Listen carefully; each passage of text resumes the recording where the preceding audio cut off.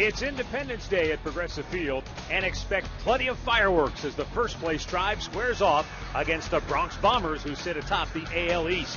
Stars will be shining as the Yankees boast a Major League Best 6 All-Stars, while the Indians will be represented by Asdrubal Cabrera and Chris Perez. Josh Tomlin will try to make it a happy 4th of July for a sold-out house next on Sports Time Ohio. On a gorgeous 4th of July evening in downtown Cleveland, Ohio, it's Indians baseball. Tonight, the Tribe welcomes in their old-time rivals, the New York Yankees, for a 3-game series. Hi again, everyone. I'm Matt Underwood alongside Rick Manning. Hope you've had a great Independence Day weekend holiday. And Rick, the Yankees come in here. They're atop the standings in the AL East. The Indians are atop the standings in the AL Central. Just when you think maybe things will get easier for the Tribe after that 10-day, 9-game road trip, they don't. They get a little bit tougher because the Yankees and then Toronto coming in over the weekend before we go into the break. And you look at the matchup tonight, you got Derek Jeter for the Yankees closing in on 3,000 hits, just 6 shy. He got hurt the last time we faced them. And then, of course, Asdrubal Cabrera for the Indians. 2 great shortstops squaring off. Well, Jeter, a 12-time All-Star, and Asdrubal going to be going to his first All-Star game. Hopefully he gets some playing time as well. But you're looking at 2 of the premier shortstops in the league right now. Asdrubal having a career year. When you look at it, you mentioned Jeter just 6 hits away from 3,000. I don't know if they'll let him get it here because they do head home, after Cleveland. But Asdrubal Cabrera, look at that, just 7 innings. He has not played for the Indians all year long, and he is having a terrific home season so far. It's amazing, really, when you look at what Asdrubal Cabrera has done this year. He has truly been their iron horse. All right, let's look at tonight's pitching matchup because Josh Tomlin going for the Indians. He made his debut against the Yankees last summer here in Cleveland, and man, he was fantastic in that game. And tonight's pitching matchup is brought to you by Ram Trucks, designed, tested, and proven to be the best trucks we've ever built. Ram. And he's going up against A.J. Burnett. He had a tough loss against the Indians this year. Lost a tough one. It was a 1-0 ball game, and only 3-5 in his career on the road. But Josh Tomlin, on the other hand, made his start last year against the Yankees in 7 innings, gave up 3 hits, just 1 run. He was brilliant. So why not? Come on back, do it again. He's been very good for the Indians this year. I want to see if that New York Yankees, the patient New York Yankee lineup, may go after first pitches early and give Josh some easy outs. Well, we'll see how it shakes up. The Indians and the New York Yankees. It's all coming up straight ahead right here on Sports Time Ohio.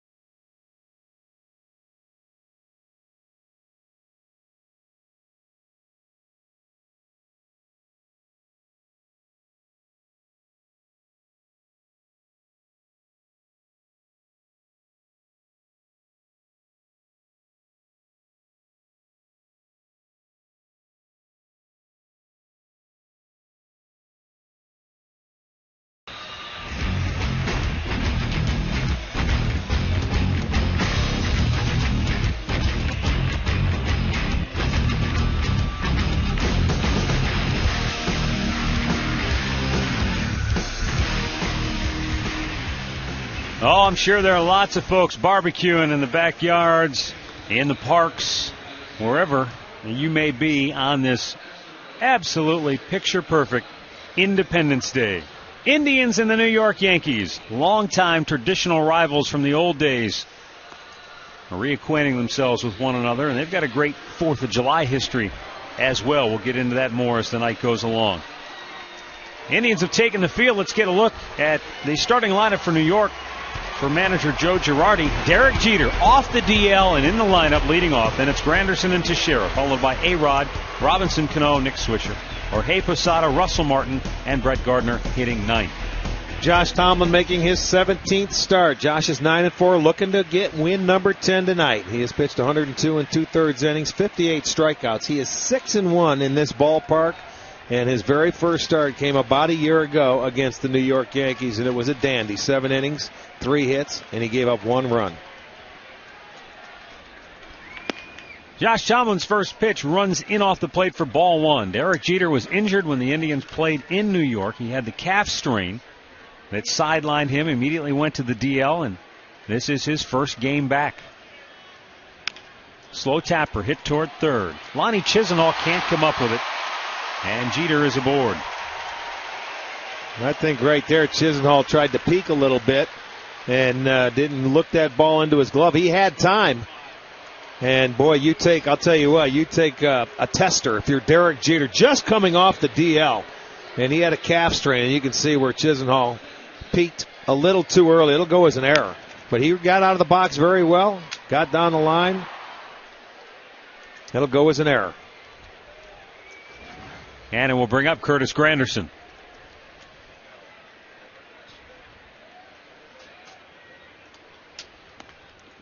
Granderson looks at a ball down low.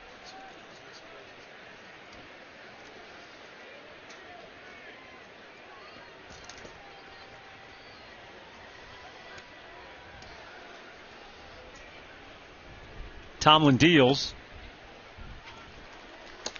And it's 2-0 to Granderson. Derek Jeter with 7 steals on the year, but just coming back from that injury, you don't expect him to be taken off. I certainly do not. He's not even taking a big lead. He's just sitting out over there.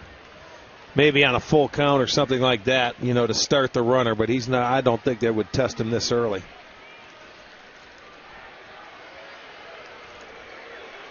Curtis Granderson having a monster year for New York with 22 home runs, 58 driven in. And he takes its ball 3. Now, this is rare for Josh Tomlin. Coming out, normally he is strike 1, strike 2 on everybody.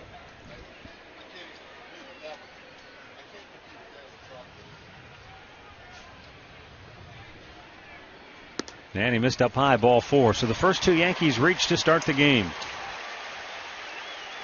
Let's take a look at the Indians' defense, brought to you by Pat O'Brien Chevrolet, saluting the men and women defending our country and watching on the Armed Forces Network. Brantley is in left, Sizemore in center, Kearns is in right, Chisenhall at third, Asdrubal at short, Orlando at second, Duncan is at first, Santana is behind the plate. Mike Estabrook is calling the balls and strikes. Jeff Nelson, Marty Foster, Bill Welke on the bags. Shift on for Mark Teixeira, 3 on the right side. And there's a strike. Teixeira has hit 25 home runs this year for New York. He's driven in 65 runs.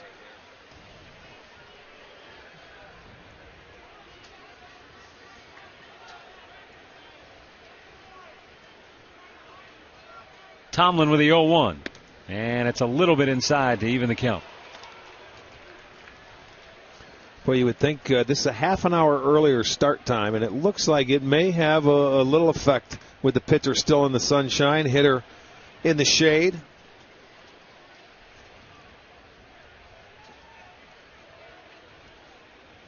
And the 1-1. Grounded foul, first base side. Tomlin gets ahead, a ball and 2 strikes.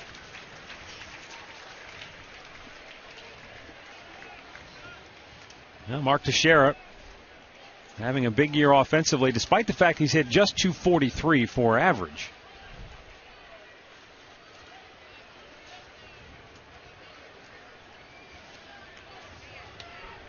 And the 1-2. Hit in the air to center.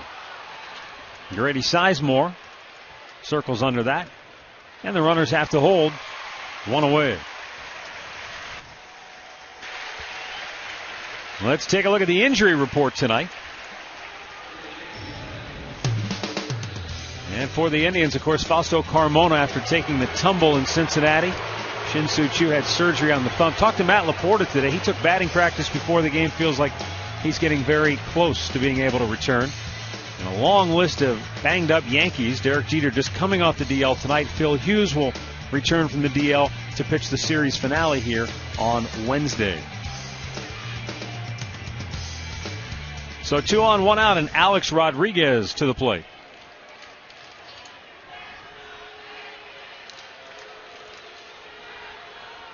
And Tomlin fires. A-Rod went fishing. Chased it for strike 1. See, I was wondering if the Yankees were going to try and get aggressive, knowing that they faced him in New York and he will be aggressive in the strike zone. This is a very patient club. They lead the league in walks. And I figured these guys, normally they sit back that first time through and make you work. But you get a runner in scoring position, and he was able to get A-Rod to chase after one.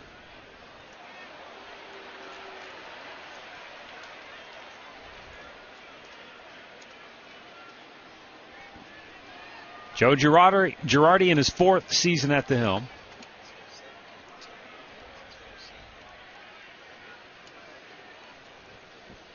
And he's got his team a game and a half in front of Boston in the East.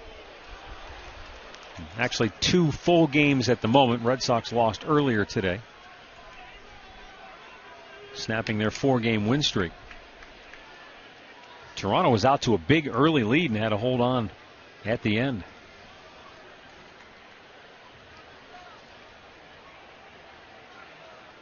Tomlin ready with a 1-1 and popped him up. Out goes Orlando Cabrera. He's there and he grabs it. 2 down. That's a day with the wind blowing in where the second baseman can go out and get to that a little easier than if the wind's blowing out. That's exactly right. And after that pitch inside, he's able to get him to reach for a ball. Little slider or cutter away that goes off the end. He couldn't get any good part of the wood on it, so he pops it up. And you're right, with the wind is blowing in, and it's surprising. Normally when it's this warm, it blows out, but easy fly ball to second base and Orlando Cabrera for out number 2. That flag blowing straight in, as you can see, coming in off the lake, but very pleasant. 79 degrees at game time. Robinson Cano with 2 on, 2 out.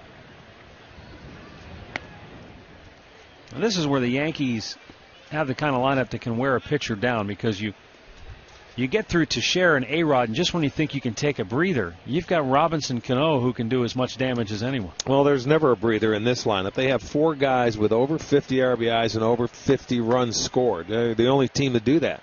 Every other team only has 1. So they continue to come at you.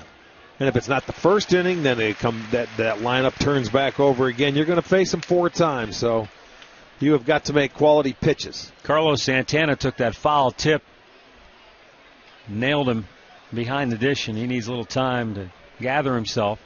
Santana, kind of a bizarre scenario. Right before the game, literally minutes before the game tonight, an announcement was made in the press box that Santana was out of the starting lineup and that Lou Marson would catch and bat 9th. And within 45 seconds to a minute later, they came back and announced, scratch that, Santana's back in the starting lineup now.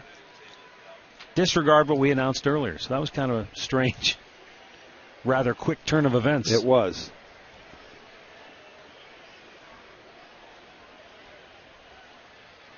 But Carlos appears to be fine. But it's certainly something we'll keep an eye on and monitor as the game goes on, because you wonder if maybe he was starting to feel a little bit ill and then maybe it passed and he decided he was okay to go. 2 on, 2 out. 1-1 count. Checked, and boy, that was a pretty good looking pitch. 2-1. Well, this is a team where with the Yankees, they score a lot of their runs, 45% of their runs coming via the long ball. The one thing you don't want to know, there's a good cutter inside. Must have been high because it looked like it had the plate. You don't want to give them extra outs like the error and the walk. You can't do that too often and get away with it against a team like the Yankees. If they hit their way on, it's one thing. Off the end of the bat, center field. Grady Sizemore Good camps job. under that. Great job by Josh Tomlin. The first two reach. Then he goes 1, 2, 3 to get out of trouble. A sold-out house here at Progressive Field. Indians coming to bat.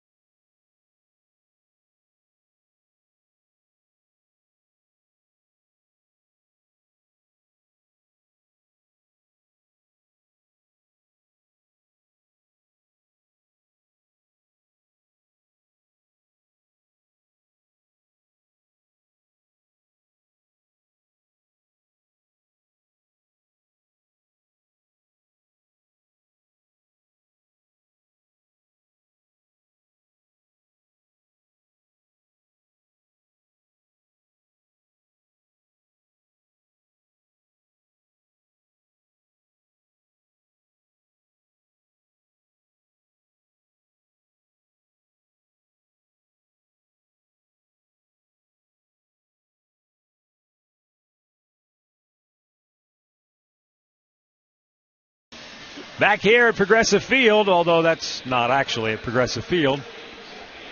No, it's not. That was Rick Manning earlier today, coming to work down the Cuyahoga River. Don't tell them that. They'll see the numbers on my boat. All right, Indians coming to bat here in the bottom of the first against A.J. Burnett. And Maniac's starting nine is presented by Progressive Insurance, proud to be the official auto insurance provider of the Cleveland Indians. Michael Brantley is Drupal Cabrera and Travis Hafner at the top. Good to see Pronk back in the lineup. Carlos Santana, Grady Sizemore, Orlando Cabrera in the middle. Then it's Lonnie Chisenhall, Shelley Duncan, and Austin Kearns. A.J. Burnett, the starter for the Yankees.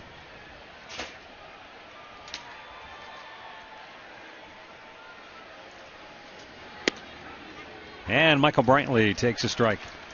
Burnett coming off a good start against the Brewers in his last start where he went 7 innings, gave up 7 hits and a couple of runs. Walked 2, struck out 4.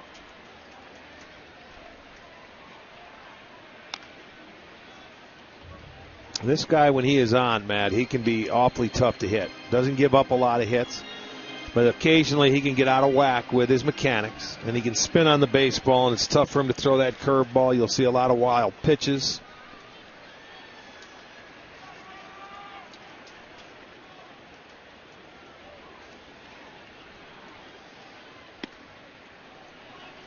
Missed down low with a 94-mile-an-hour fastball. It's 1-2.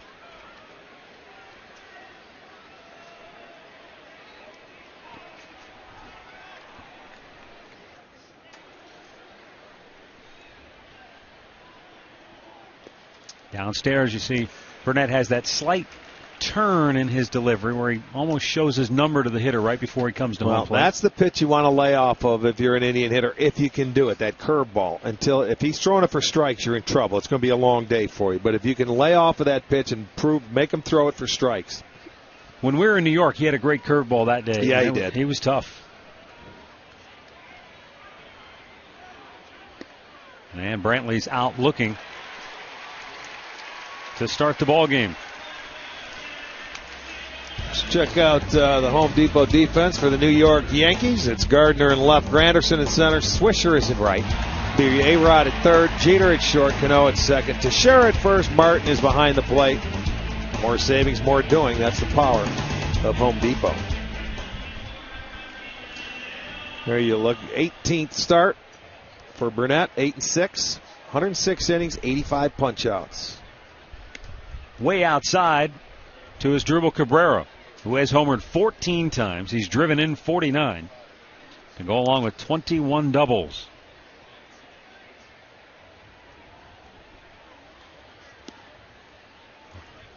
Too low, 2 balls, no strikes. Well, as Drupal probably happy to get home. Last couple of days in Cincinnati, rough days for him as far as swinging the bat goes. Didn't look like the same as Drupal Cabrera. No. Get home to some home cooking.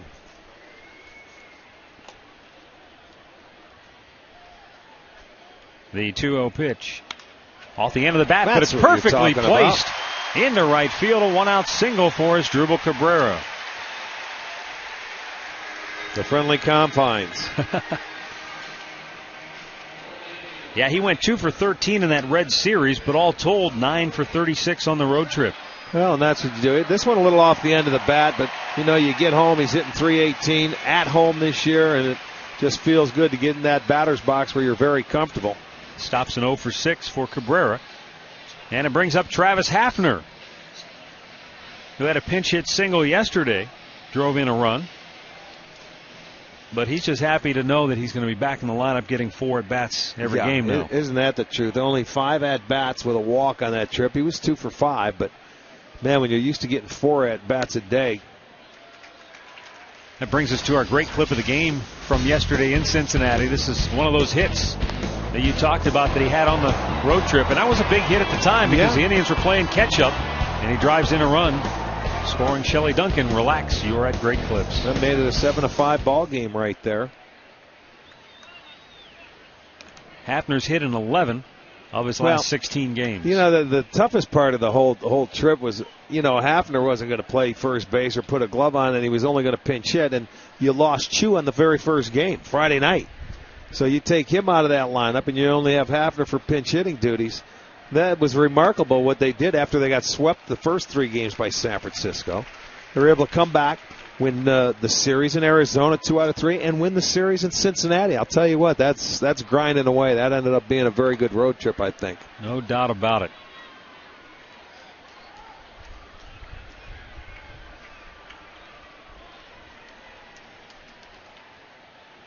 Now the 2-0 to Hafner.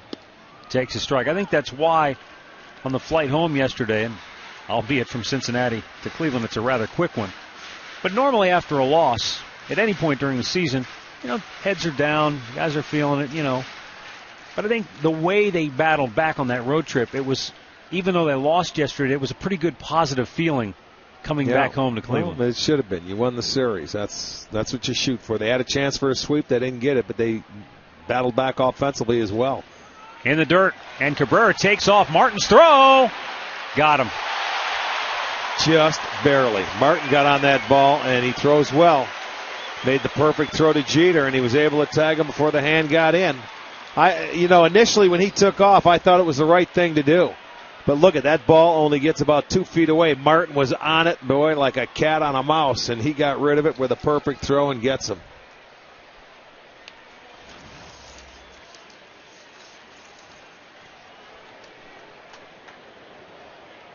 That was about as close to a perfect strike as you can throw.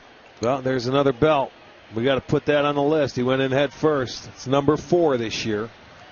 He doesn't put notches in his belts. He puts belts in his notches. Hafner draws the walk. And a 2-out base runner now for Carlos Santana.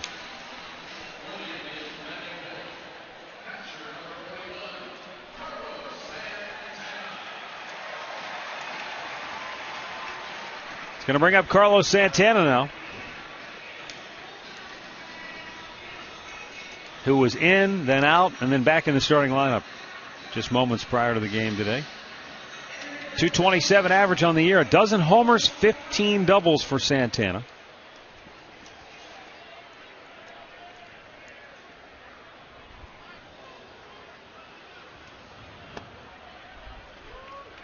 Down low, a ball, no strikes. Santana. He's one guy who really enjoys interleague play. A career .278 hitter now. In his 2 seasons in interleague action in 35 games, he has 27 ribbies, 9 homers, and 10 doubles. 2 balls, no strikes as the pitch missed outside.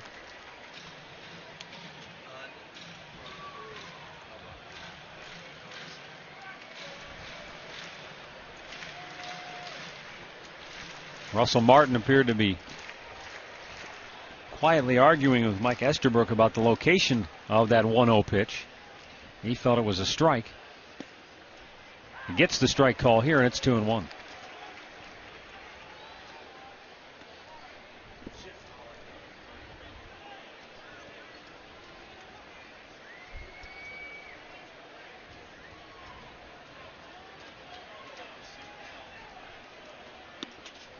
Up too high, 3 balls and a strike. Look at and now Burnett is arguing. Yeah, well, you so see. now you've got both catcher and pitcher bickering with Estabrook, and he's had just about enough. You know what's funny? Here comes, now they're arguing balls and strikes. You can't do that, first of all. And he's telling them, look, it looks like on the 2-0 pitch, he got a break anyway for a makeup call.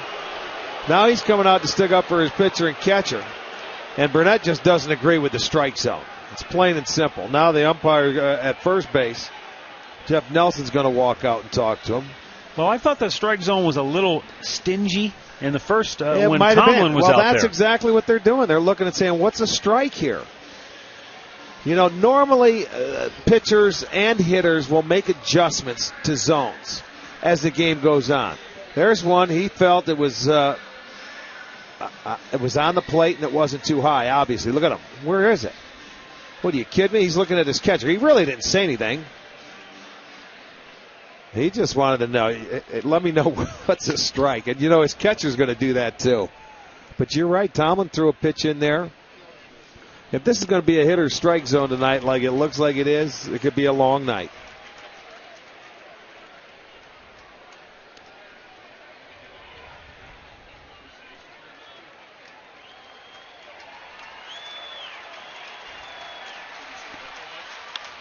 There's a drive to center, but Granderson is right there to make the catch. And the inning comes to an end. No runs, a hit, 1 man left aboard. No score after 1.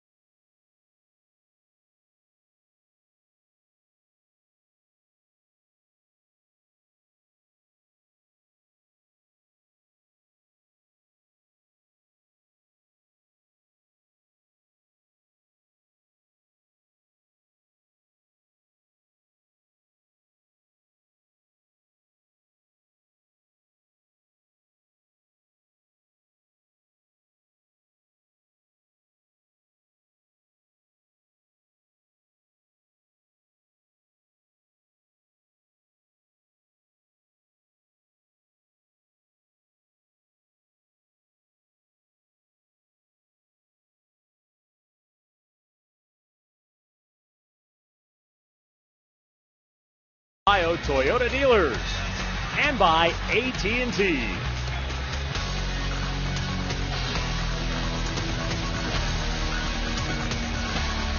Can't ask for a much better day in downtown Cleveland and throughout northeastern Ohio. Plenty of sunshine and really wasn't too hot. You didn't have much humidity to deal with. It's just gorgeous.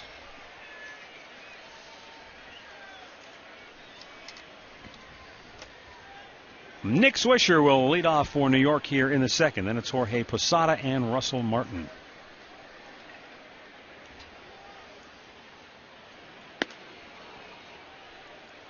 Swisher, a .248 hitter. 10 homers, 45 driven in.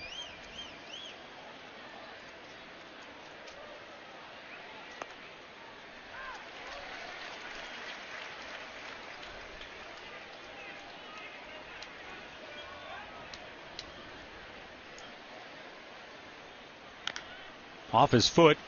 This is the part of the lineup I want to keep an eye on for Josh Tomlin. The amazing thing, when you look at hitters 1 through 5 for him, they're hitting 193 off him. And then you look at the numbers 6 through 9, believe it or not, they're hitting 311 off him for whatever reason. But that seems to be a little strange. Up too high, 2 balls, 2 strikes. Yeah, didn't we speculate on that maybe you try to challenge those guys a little bit more, and perhaps that could be. Yeah, but he pretty much challenges everybody, his style of pitching. You know, he throws strikes with the 3 or 4 different pitches.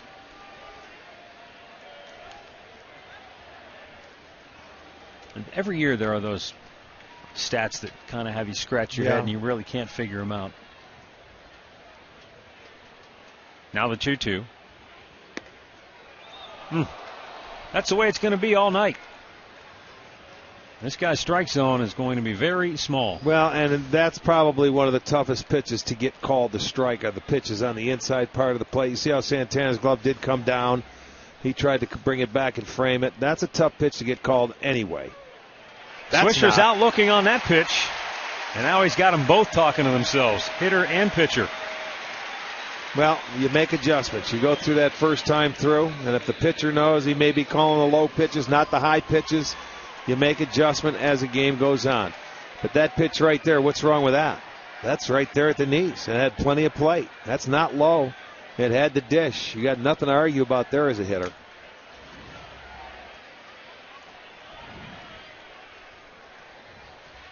Mike Estabrook right now, he's in the crosshairs with everybody. Well, that's all right. The one thing he's going to have to do is just stay consistent. You can't worry about guys complaining. Because they will adjust, as you said, as long as you stay. The adjustment. You just stay right where you're at, and the hitter and pitcher will both make the adjustment.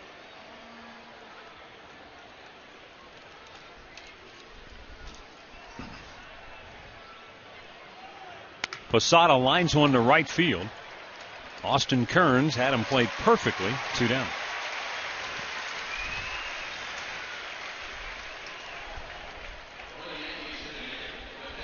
All right, in the first inning, the Indians, of course, they've got the holiday uniforms. The weekend and the holiday uniforms. You got the cream color. Right. Well, Lonnie Chisenhall forgot to put the cream on. He's got it on in the second inning. In the first inning, that's the white, the home whites. A lot of different combinations. A lot of uniform. I can't believe his teammates let him go out there like that. But, Kangaroo Court, that's a fine, big boy. You're out there in the wrong uniform. I want to know who found out and who had to tell him to go put on the right pants. Somebody noticed. Obviously. Russell Martin trying to bunt his way aboard. Santana jumps on it, throws him out. Yankees go 1-2-3. And we go to the bottom of the second, no score.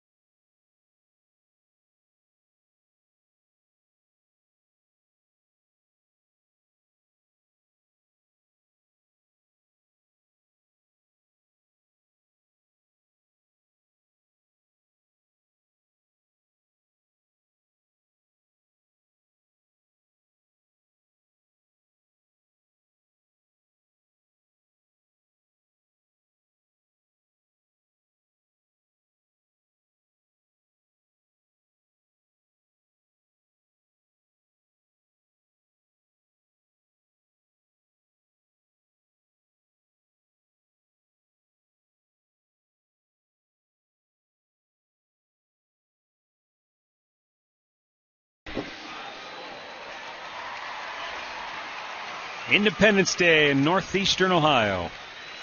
Well, lots of folks taking advantage of the fantastic weather with the boats, hanging out on the beaches, and finishing things up with a Tribe Yankees game here at Progressive Field. Grady Sizemore, Orlando Cabrera, Lonnie Chisenhall for the Tribe here in the bottom half of inning 2. A.J. Burnett on the hill for New York. I mean, does it get any better than this if you're a baseball fan? It's July 4th. You got the Yankees in town, and both teams are in first place, and a sold-out house. That's about as good as it gets right there. Now, you played in some of those games at the old stadium where you had monster crowds because you had the room. You could, I mean, if we had a stadium that was 80,000, held 80,000, you might get close to 80,000 on a day like this. I think the most that we ever played in front of was 72,000 on a July 4th game. Excuse me, Tommy tells me, Teflon Tom tells me it was a July 3rd game. It wasn't the 4th, but there was 72,000. He went and looked that up, and it was odd. You had the big crowd on the 3rd of July because the 4th of July that year was on a Friday, and they played a day game on a Friday on the 4th of July. Okay. Probably because they wanted everybody to be able to get home and see their fireworks. It's before they had the big fireworks extravaganzas that they have now at the ballparks. 1-1 pitch. He almost went after it, but he did not. 2 balls and a strike.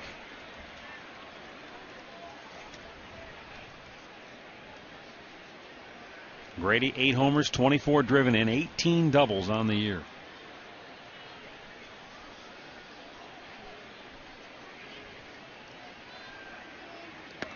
Missed outside, 3-1. That's the one thing you want to try to get A.J. Burnett to do today is throw a lot of pitches early.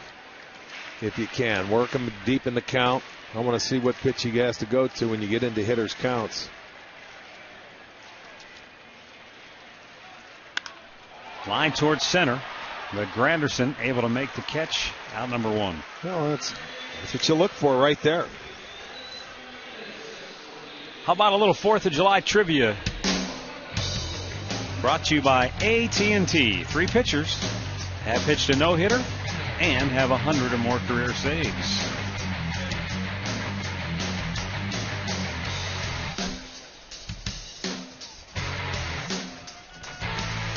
Okay. Orlando Cabrera takes a look at a strike 1. Last 14 games, Orlando Cabrera has batted .360.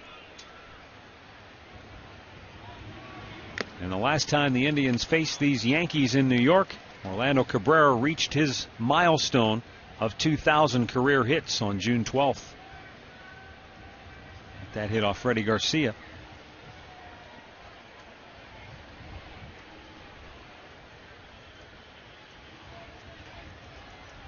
And now in this series, he gets to watch Derek Jeter as he guns for career hit number 3,000. But Jeter will need 6 hits in the series to accomplish it. The 1-2 stays alive. There are those who believe that should Jeter have a couple of big games here and be, say, 1 hit shy going into Wednesday's series finale, that they might sit him because they want him to get the 3,000th hit at home. Well, he'd have, you get 6 hits in 3 games, you're working it, and he's just coming back after missing 3 weeks. So in the dirt, 2-2. Could almost see where they want him to get it in Yankee Stadium. Sure, you would. He'd be the first Yankee to get 3,000 hits. Yep. You told me they never had a 3,000 hit in old Yankee Stadium, and obviously even new. No. Yeah. So I could see why they would do that. Ground ball right at the second baseman, Cano. 2 down.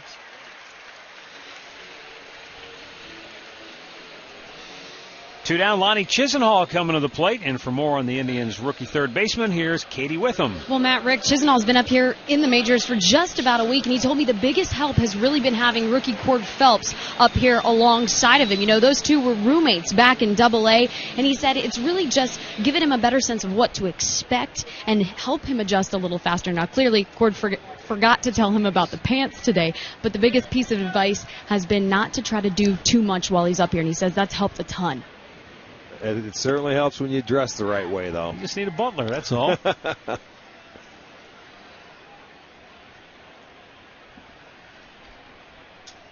Lonnie Chisenhall, 6 hits and 20 at bats. Big bouncer foul, first base side.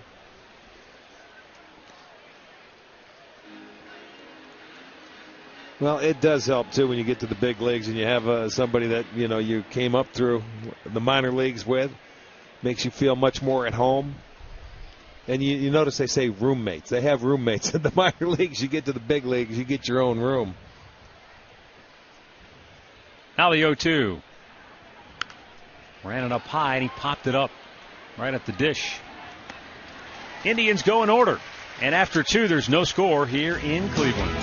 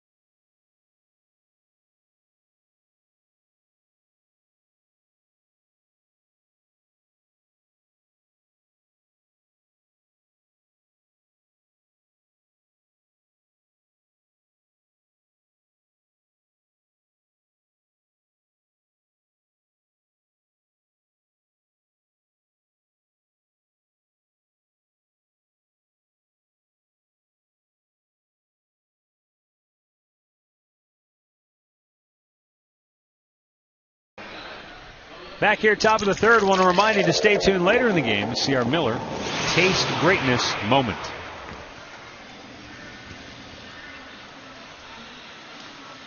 Divided we stand. Yankees, Indians fans. Yeah, they're never really going to be hugging and. Well, there are a ton of Yankees fans out there, and they are a big draw when they come on the road. Just about anywhere. Yeah, it doesn't matter where. It's always fun to have them in, but it's always fun to beat them too when you can. And Brett Gardner takes a strike over the outside corner, hitting .270 on the year.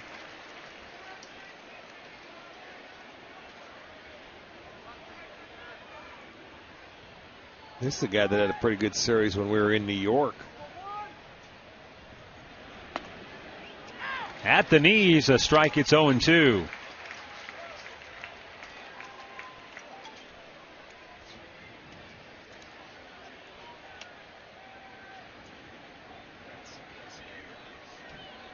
You can see the 4 games there, 7 for 15. And I remember in that game where A.J. Burnett pitched that 1-0 game, he had 3 hits in the game already, and he tried to bunt with 2 strikes.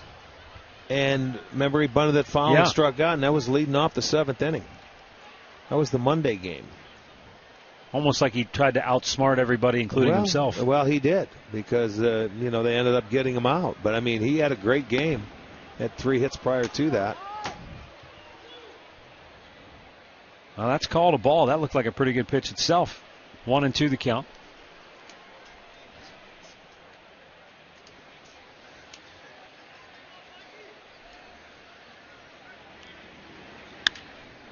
And he got on top of that and lined it to right field. Austin Kearns makes the head-high grab for out number 1. Minor League Report is brought to you by Kia. Genmar Gomez last night in a 4-2 win went 8 innings, giving up just 2 runs and 105 pitches. He's gone 9-2 with the Columbus Clippers.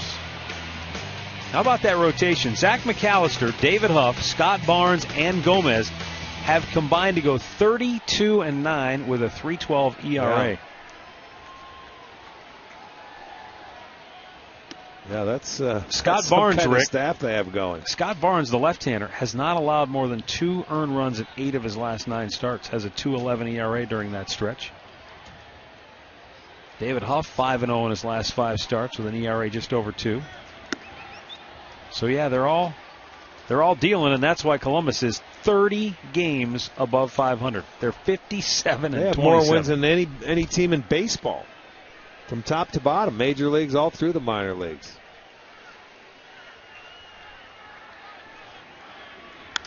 2-0 pitch popped in the air. Kearns and Sizemore converge. Grady says, "I'll take it." He does. 2 down. Well, fill the house for charity. That'll be Wednesday. The Tribe will take on the Yankees, closing out that series. 7:05 start, and $1 from every ticket sold will be donated to the United Way of Greater Cleveland. Get your tickets at Indians.com, and remember, buy your tickets in advance for great savings.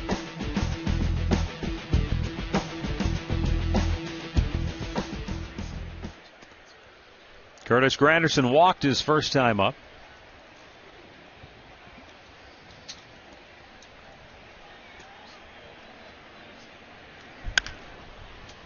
Driven foul up the first base side.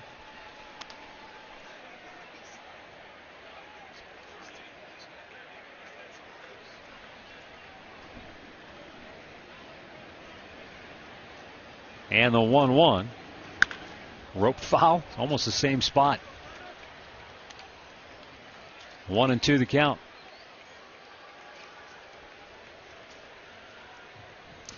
Well, Curtis Granderson having a great year in that number 2 hole for the Yankees, leading the league in runs scored. Plus, power. Don't get upset. It's going to be like that all night. You can hear the groans from the crowd. Yeah, it was outside. The 2-2. He reached for it. The flip is on the money, and the Yanks go in order again, and that's 9 in a row retired by Josh Tomlin.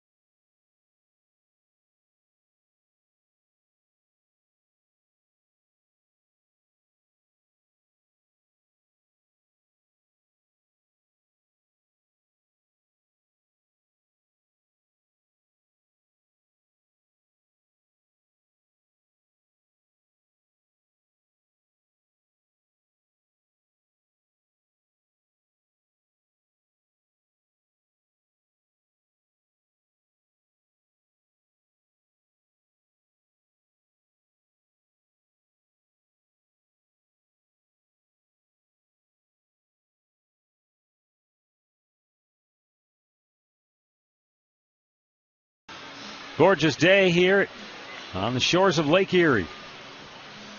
Turning into a perfect and pleasant 4th of July evening at the ballpark. Shelley Duncan, Austin Kearns, and Michael Brantley for the Indians here in the home half of inning number 3. Big fireworks extravaganza coming up after the game tonight. When you get the holiday falling the way it does, you get a lot of fireworks shows over the entire weekend. Yeah. Well, I'm sure tonight's going to be something special here.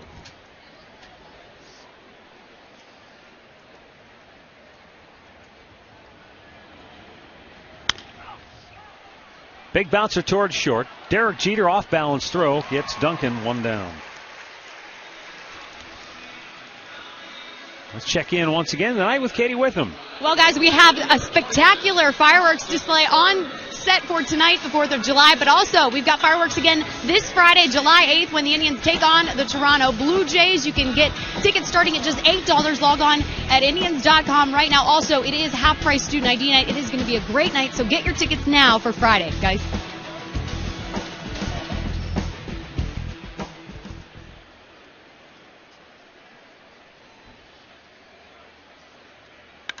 There's a long fly ball, deep left field. Gardner is back onto the track, and he will make the catch. 2 down.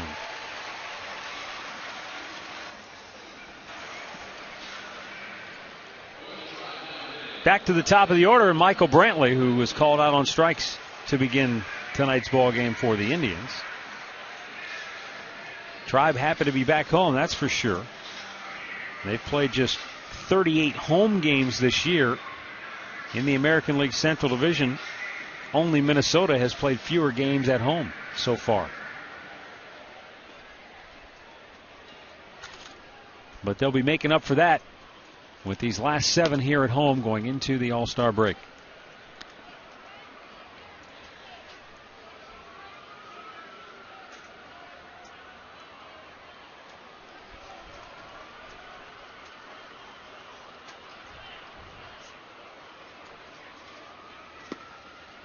Brantley looks at a strike outside edge.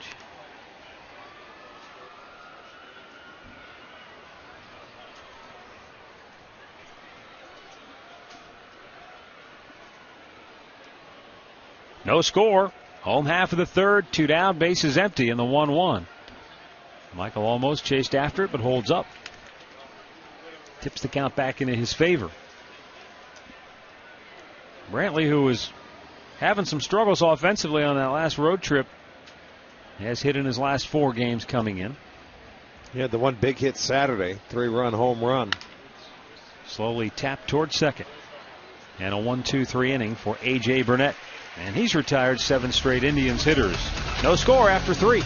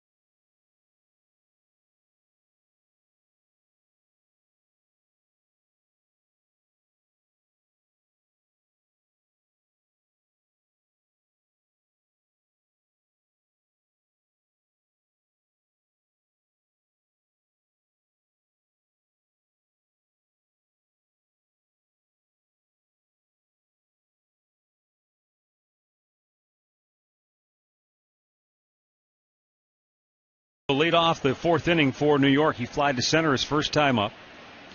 Breaking ball downstairs. 42 pitches for Josh Tomlin. 24 of those have been strikes.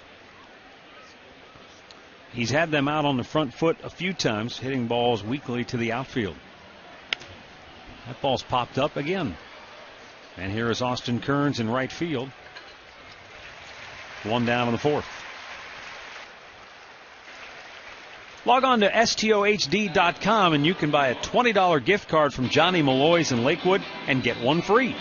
Johnny Malloy's Kid Friendly features the best ribs in town along with award-winning pizza. Johnny Malloy's in Lakewood. Join them on their patio for your next happy hour.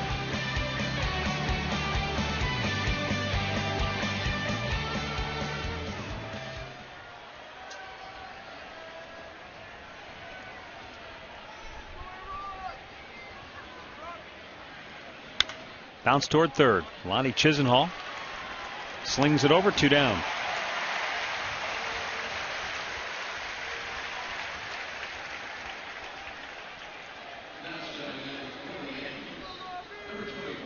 It's going to bring up Robinson Cano. He flied out to center in his first trip to the plate.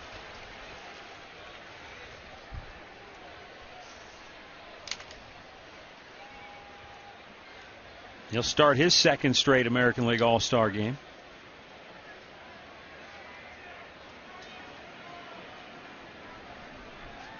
And he'll have some familiar components on the infield with him with Jeter and A-Rod. Yeah, no kidding.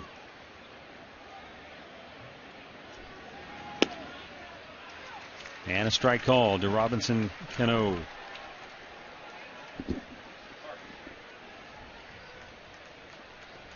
This is the kind of guy, as Jeter closes in on 3,000 hits, depending on health and longevity, you could see him one day piling up a ton of hits. I don't know if he'll get to 3,000 because you've just got to play so long to be able to get there. Yeah, and you have to stay healthy. Boy, that's one of the keys. Can't miss much time at all.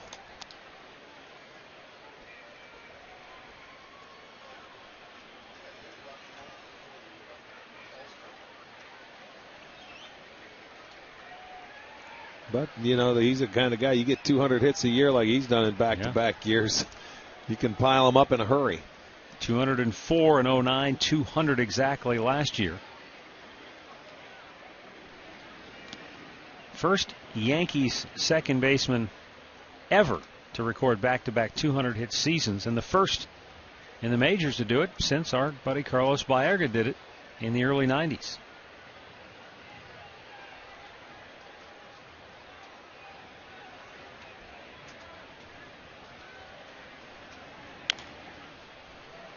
And talking about Cano and his ability to pile up the hits, since his debut in 05, no major league second baseman has more hits. He has such a good swing, and he stays, you know, inside the baseball. He never gets very large with that swing, and he generates terrific bat speed. Now the 2-2 from Tomlin. Got him. Josh Tomlin ate him up that time. Second strikeout for Josh, and he just continues to carve up these Yankee hitters.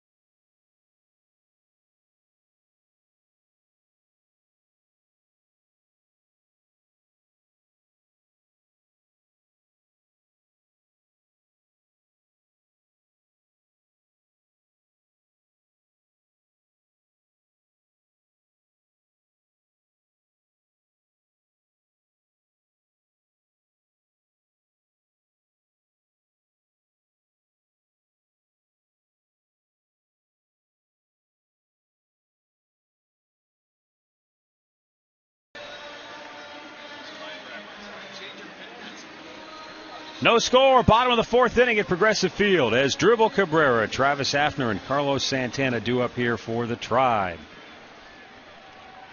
Well, these guys are dealing, aren't they? There's only one hit in the ball game. That was Cabrera's back in the first inning. Pretty similar to the last time the Indians faced Burnett. Cabrera, routine bouncer to second. One quick out.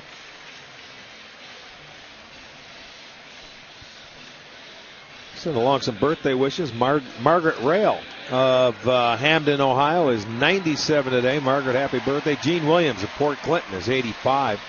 Sherry Callahan of Chesapeake, Virginia is turning 50. The big 5-0. Troy Williams Spikes of Findlay is 41.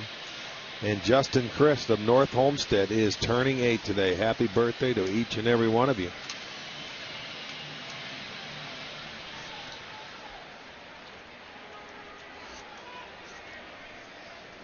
Travis Hafner drew a walk his last time up. Takes a strike outside edge. It's all right, though. After that first guy leads off and swings at the first pitch, you don't want to give him 2 outs on 2 pitches. This is a guy you really want to try to make work, so Hafner takes that strike.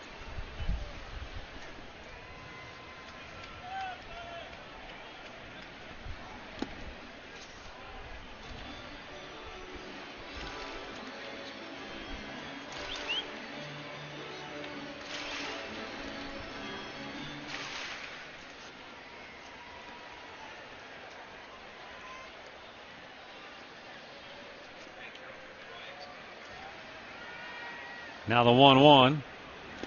You can see with the shadows, and because of that, Russell Martin's got the almost like the whiteout nail polish on his fingers that he flashes the signs for so that Burnett can easily pick them up. And he pointed out he's in the direct sunlight, but he's looking into the catcher who's encased in shade behind the plate. So watch when he goes to flash the signs, you can see he's got those fingertips brightly painted. Looks good. Flavor of the week. 2 balls, 2 strikes. Some catchers will tape their fingers up so you can see it, and other catchers will paint the nails or get their manicures however they want to do it.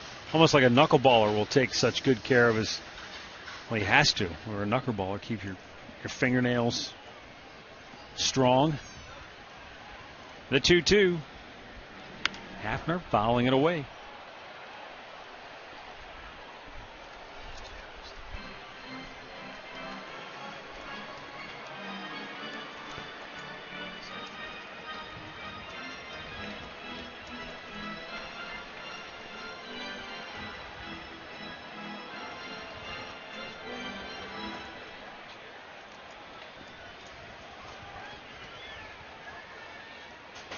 And the 2-2. Full count. He's had Hafner doing a little dancing in that box, hasn't he? When you go in there, you got to go in there hard and don't let him hit anything, and he just knocked him out of his toe hold. That's not a bad pitch. See if he comes back with his curveball. He threw him a couple of breaking balls. Travis fouled one off that he caught a hanger on earlier. Coming fastball in. There comes the curveball. Payoff pitch. And hanging in there.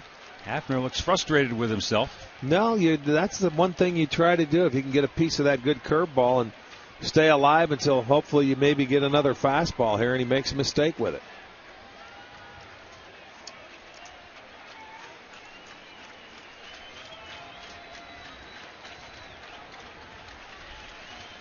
Let's see if he does get that mistake pitch here on the 3-2 from Burnett. Fastball at the knees, outside corner. And a dandy. Hafner doesn't like it. That's a good pitch. But that was just about as close to a perfect pitch as you're going to see. Yeah, take a look at it on the Time Warner Cable pitch tracker. It's a fastball down at the knees and on the corner. Beautiful pitch. I mean, that's perfect. You don't pull the trigger, you walk back to the dugout. That's a very good pitch. Second strikeout. Both of them have been called.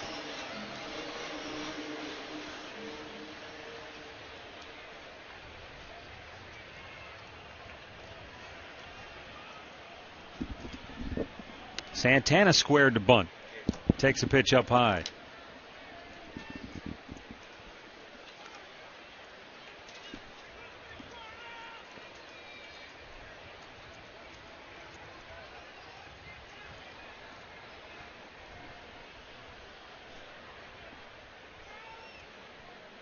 Carlos fly to center in his first at bat. It was during that at bat that Burnett and Russell Martin both took issue with some of the non-strike calls by home plate umpire Mike Estabrook, and Santana had the count in his favor with a runner aboard and then flied out to end the inning. And since then, it's been smooth sailing for Burnett. He's retired 9 in a row. Oh, what a play by Teixeira. I don't know how he came up with that. A spectacular defensive gem by the Yankees first baseman. He takes at least a hit, if not extra bags, away from Carlos Santana.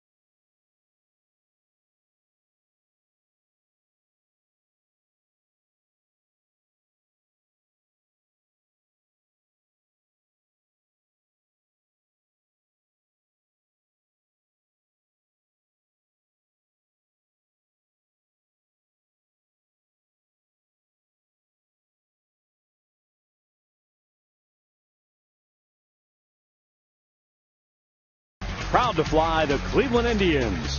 By your Northern Ohio Hyundai dealers. It's time to join the Hyundai movement. And by Panini's. Get overstuffed at any one of 18 locations in Northeast Ohio.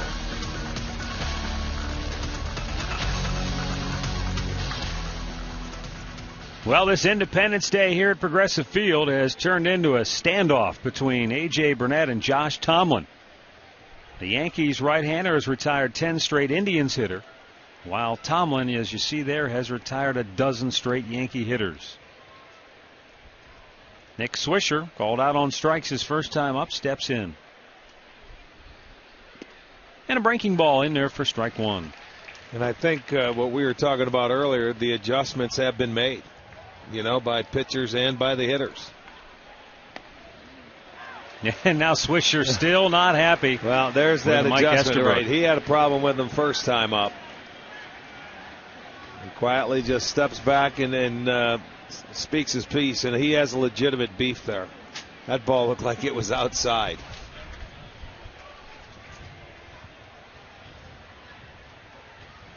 Now the 0-2. Ran it up high. I mean, Mike Estabrook's a young umpire, but he might just be sending word to Nick Swisher. It's like, if you're going to keep complaining, I'll keep calling him. Fouled out of play.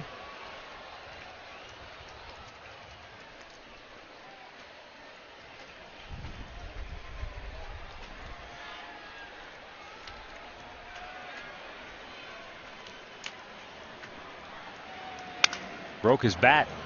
And Shelley Duncan crumbles to the ground, but a nice flip. One away. Let's send it back to the studios right now for an in-game update with Al Pulowski. All right, Matt, Rick, let's go to Chicago where Kansas City's taking on the White Sox in the top of the first inning. Jeff Francoeur launches his 12th home run of the season. It's a 2-run shot. KC takes a 2-0 lead. They're now in the bottom of the second inning at U.S. Cellular Field. Back to you, Matt. Okay, thanks, Al. Chicago began the day 3.5 games in back of the Indians in third place. Kansas City, 50 losses on the year, 11 games out. There's only one team with more losses this year than Kansas City, and that's the Houston Astros, who have the worst record in baseball at 29-56. Now, I didn't think Kansas City was going to be necessarily beaten down the door to a playoff spot this year, but I thought they'd be better than what they've shown so far. Well, that first month they got off to a pretty good start, and a lot of it had to do with offensive numbers. But you called it back in April when we were in Kansas City. You said, I just don't know if their starting pitching and their bullpen is going to be good enough. They had a lot of young arms and inexperienced arms in that bullpen, and you said that might be their Achilles heel. And they're breaking in a lot of young players. Well, you just never know what to expect when so many young pitchers are out there, especially in the bullpen. They had they had all rookies but one. Joaquin Soria was the only one they didn't have as a rookie. Back when we played him earlier. You know, we faced him early in the year. Seems like we haven't seen him in forever. We're going to see a lot of the Central Division in the second half. Now the 2-2. Bloop toward left. But right there to make the catch is Michael Brantley. 2 gone in the 5th.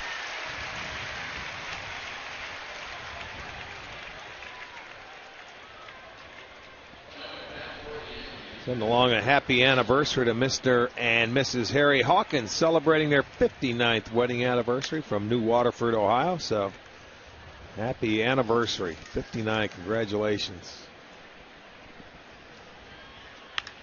Russell Martin lines it to Orlando Cabrera, and the Yankees go 1-2-3 yet again. 15 straight set down by Tomlin.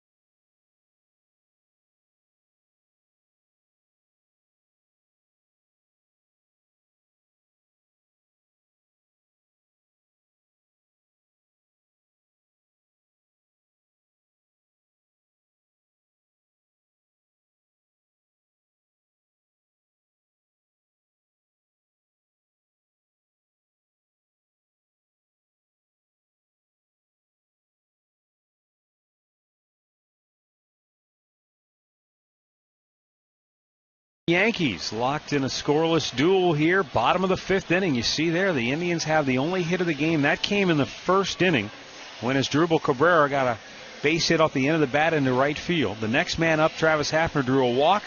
We haven't had a base runner since. Each pitcher has just dominated their opposing lineup since that first inning.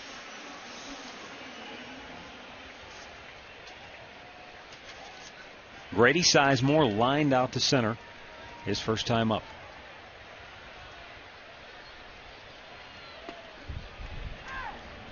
And takes a strike.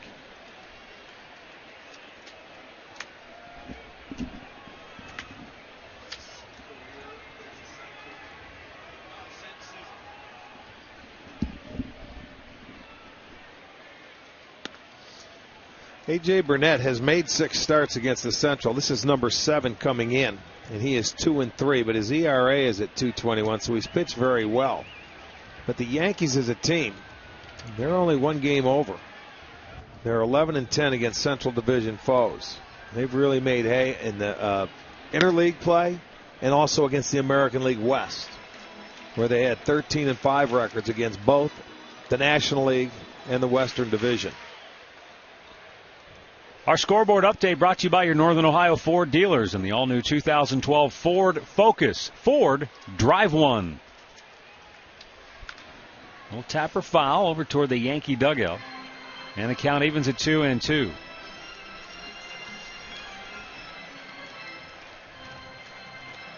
Well, the teams that win usually don't simply dominate across the board. They find an opening or weakness, whatever you want to call it, and they exploit it. And so for the Yankees, interleague play and dominating the AL West has been their ticket.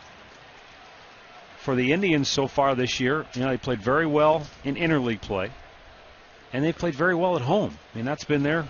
Right. Their calling card is right.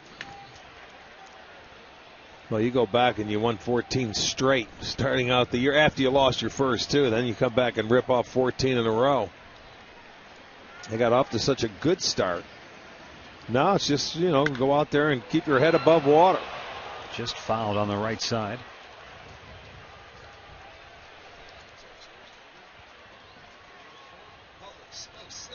And you look over in the National League, and you've got a couple of teams who are just dominating at home. Philadelphia's 32-14 at Citizens Bank Ballpark. In Milwaukee, tied with St. Louis in the Central, 29-11 home. Grady Sizemore draws a walk, and that stops the string of 10 in a row retired by A.J. Burnett.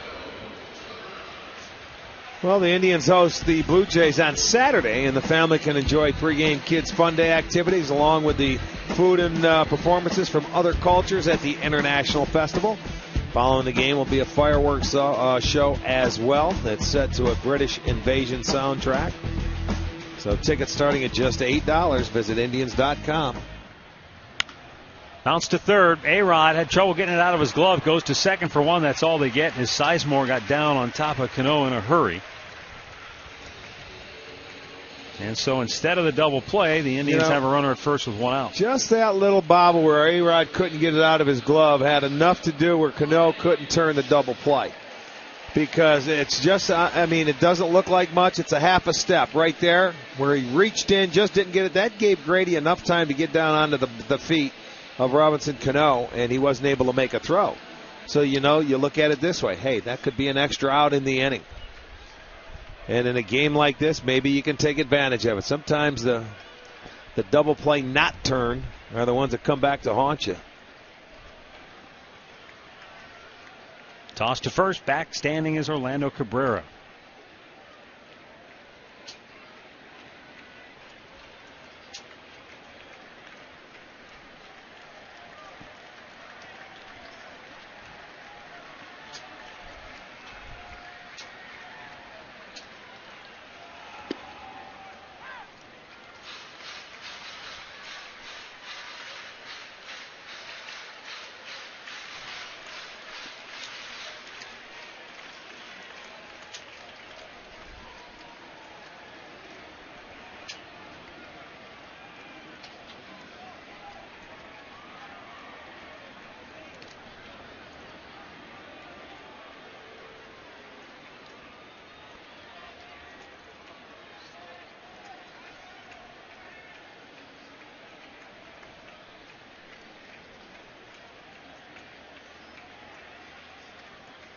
The 0-1. He tried to hold up, but he couldn't. No balls, 2 strikes. Well, another time he sees that curveball and he just can't hold back. You can see couldn't check it. You know, the first time you face a pitcher, sometimes it takes a couple pitches like that to get used to it, to see the break.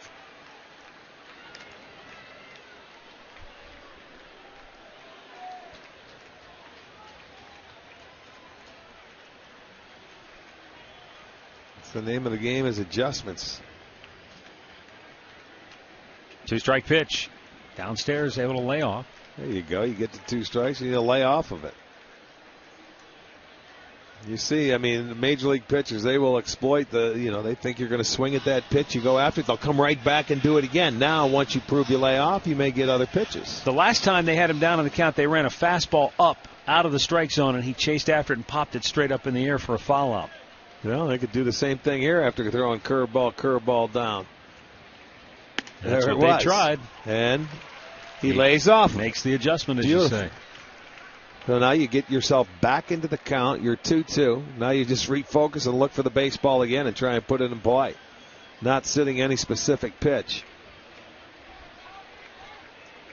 Coming back with the hook, though. 2-2. Got him looking. Estabrook rings up Chisenhall. Third strikeout for A.J. Burnett. 2 down here in the 5th. Yeah, and all to the left-handed hitters, and all have been called.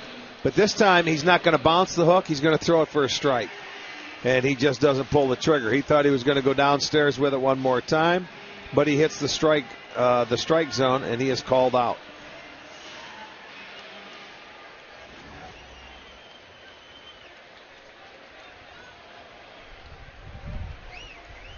Shelley Duncan bounced to short his first time up. And takes a fastball for a strike. Ron Smith celebrating his birthday tonight in Zanesville, Ohio. Aaron Hawker celebrating his 31st in Columbus Grove. Shannon Taylor of North Olmsted also celebrating her birthday tonight. And Scott Liston celebrating his 37th birthday tonight in Ashland, Ohio. So congratulations and happy birthday wishes to one and all.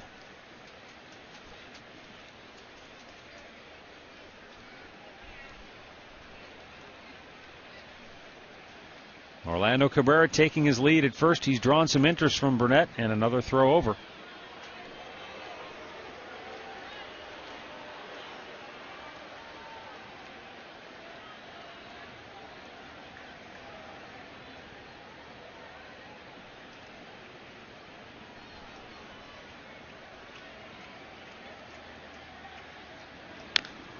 Fouled that off of his foot.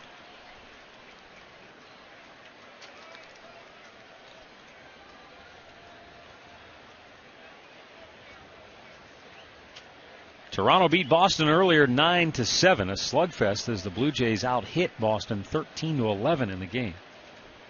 Minnesota shut out Tampa 7-0, and Seattle beat Oakland 2-1.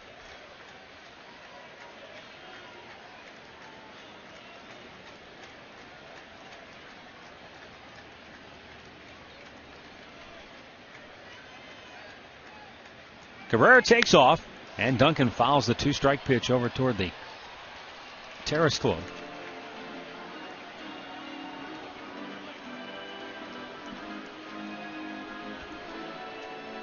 Shelley Duncan, who played for this Yankee organization,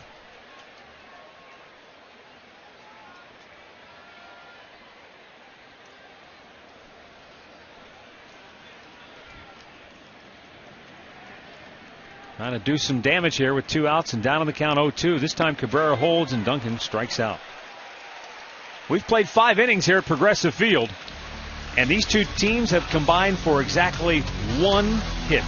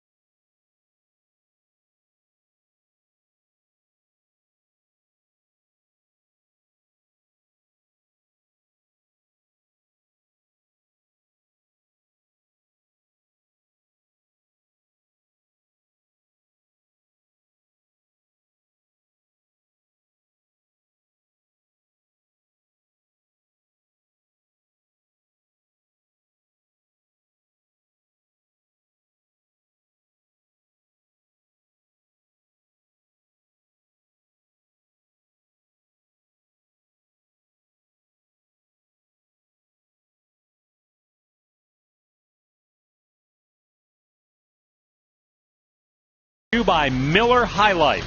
This summer, find out how giving back bottle caps can give returning vets a piece of the high life. Go to MillerHighLife.com for all the details. Sold out house tonight here at Progressive Field. And they've been treated to two pitchers who are locked in, throwing a lot of strikes. They've had hitters off balance. What's interesting to me, Rick, watching this game, it's not like these guys are throwing it by people or they're completely baffling them with a dazzling array of strikeouts. They just had hitters in between and popping it up or hitting it weakly on the ground. Yeah, the art of pitching. Yeah. Keep them off the barrel of the bat. Keep them a little bit out front or a little bit behind. Two guys have really been masters, at least tonight, of throwing off the timing mechanism of the hitters. Well, Tomlin has 3 fly balls to center, 3 fly balls to right.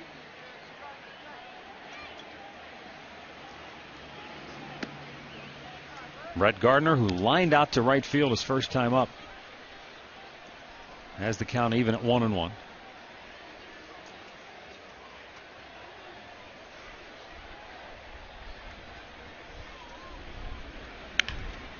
Just foul first base side.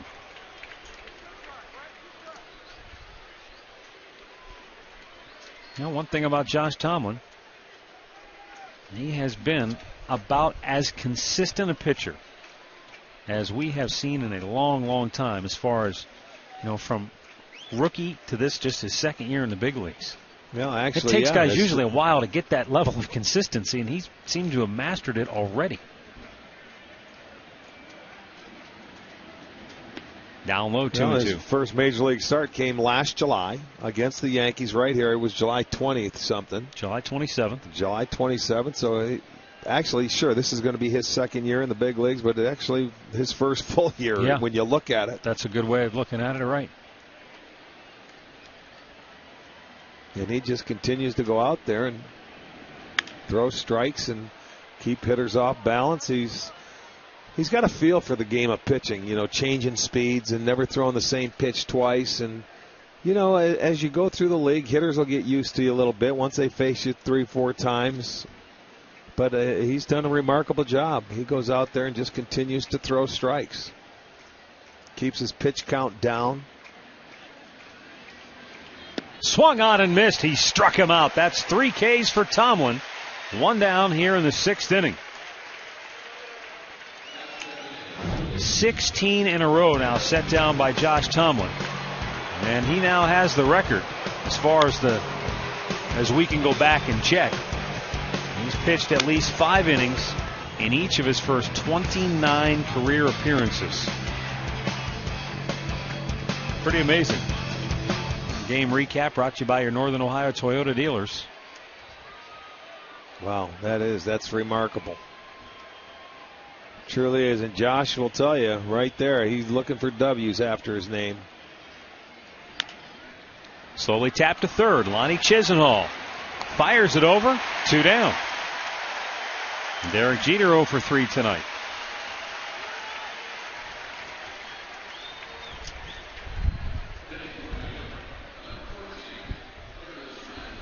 That'll bring up Curtis Granderson, who walked in the first inning, and that's the last base runner in this game for New York.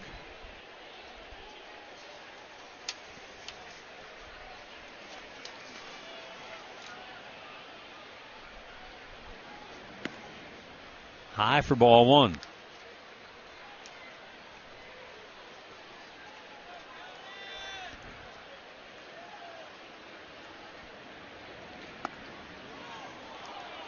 Just missed there. 2 balls, no strikes.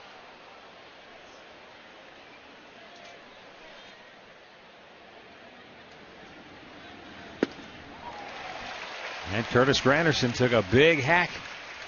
Came up empty. 70 pitches now for Josh Tomlin tonight. 43 of those have been strikes. He didn't give in. He threw him a little cutter there. Fouled off. Well, what he and A.J. Burnett both have done a good job of tonight, and it's something we talked about yesterday in Cincinnati with Mitch Talbot. He has stayed out of the middle of the plate. Oh, yeah. I mean, even when you're behind in the count, they've been able to make quality pitches when they've been behind as pitchers. The 2-2. Got him looking. Tomlin continues to mow them down. 18 straight Yankee hitters have been retired by the Indians' right-hander.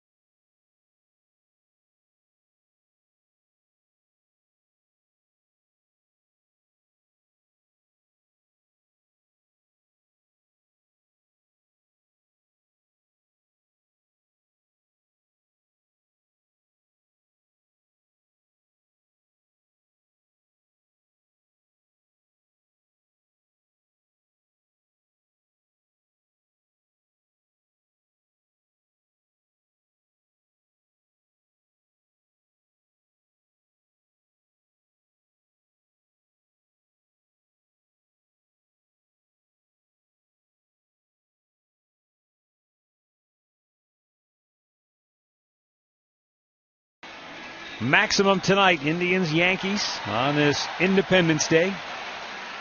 There are tickets remaining for both tomorrow and Wednesday's games. I guess there was some misinformation that might have been out there, folks thinking that the whole series was sold out. Just tonight's game sold out. So tickets remain for both tomorrow and for Wednesday. Lots of good seats still readily available. So if you're thinking about it or you were wondering, come on down. Lots of good baseball as well.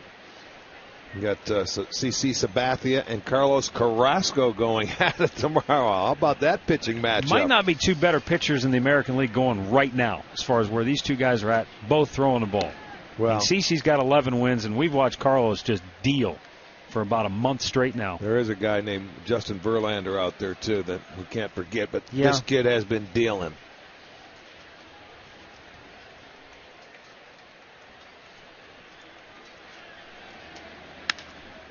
That's hit in the air to right field. Long run for Swisher. Racing back on the track. He pulls it down.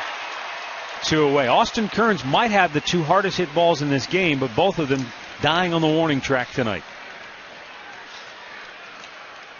Let's get the answer to our AT&T trivia question tonight.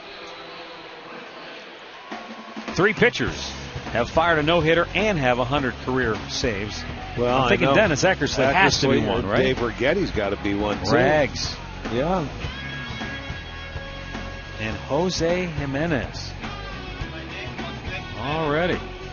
Got about him. Michael Brantley looks at a strike.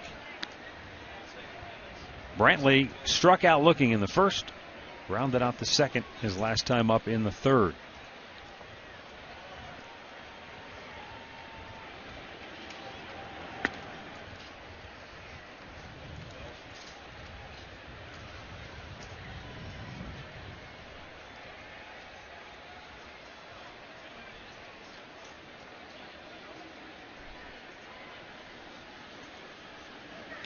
Almost hit him. Well, I can't believe he got out of the way of it. Looked like it went in between his legs as he jumped back.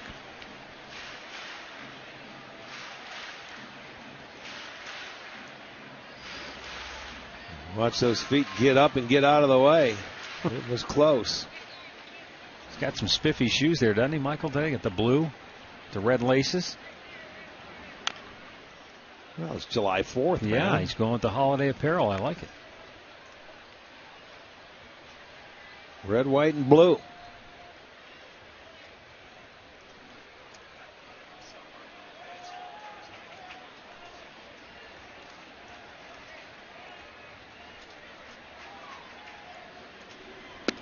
And he couldn't help himself. That's 5 strikeouts for Burnett, 2 down here in the 6th inning.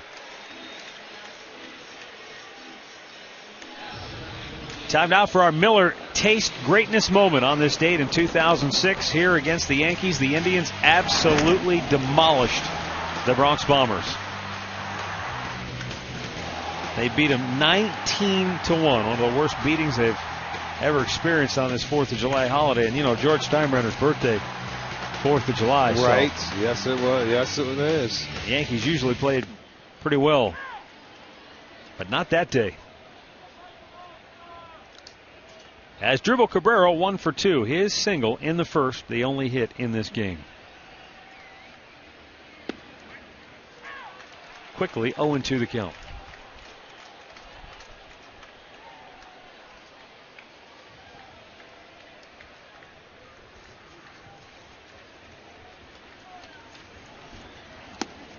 Up high with the heater.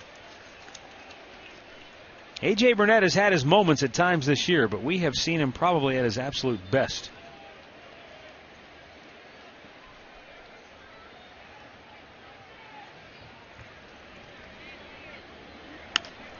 Curveball bloop toward left field. Fair ball. And his dribble will turn and burn. He's into second base easily with a 2-out double. No, not a bad pitch by Burnett. Just a better job of hitting the baseball by Cabrera. He's able to find a hole down the left field line. Stayed inside of it. And he bloops it down there. I mean, it was a hanging break about what happened. That made it a little easier for Asdrubal to take it the other way. But didn't hit it hard. Placement was perfect. His 22nd double. Now the Indians with a chance. With 2 outs, they have a runner in scoring position. First time tonight that anybody has been in scoring position.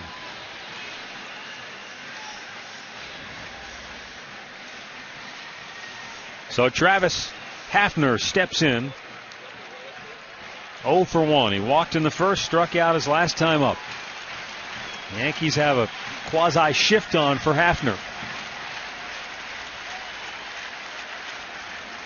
We'll see if Burnett, I don't think he'll go at Hafner with the rookie Santana on deck, really.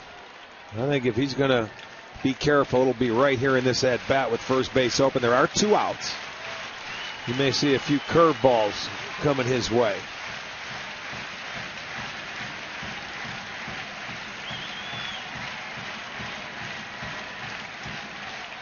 And the 1-0 pitch.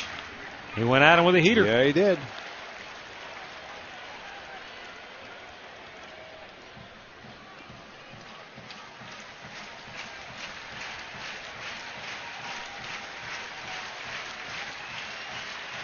Hafner trying to bring home the first run of this game.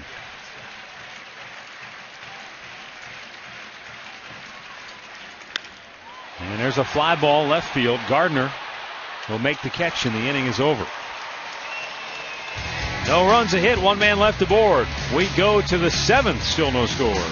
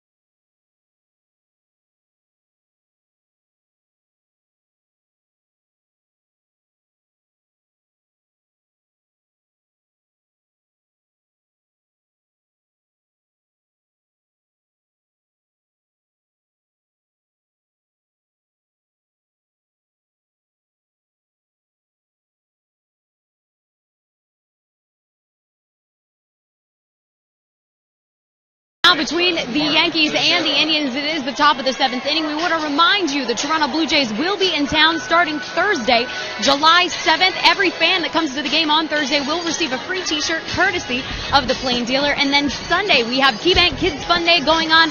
Jungle Terry will be here doing an animal show. There's all brand new activities out on the Gateway Plaza, and kids can stay to move it around the bases afterwards, sponsored by the Cleveland Clinic. Get your tickets now for Thursday and Sunday. Log on to Indians.com. You can get tickets as low as $8. Matt, Rick will send it back up to you guys. All right, thanks, Katie. 7th inning. Josh Tomlin facing Mark Teixeira.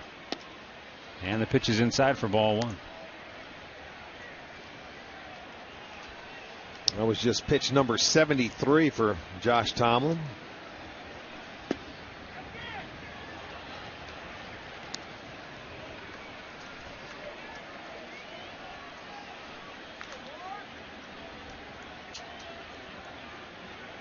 Now the 2-0.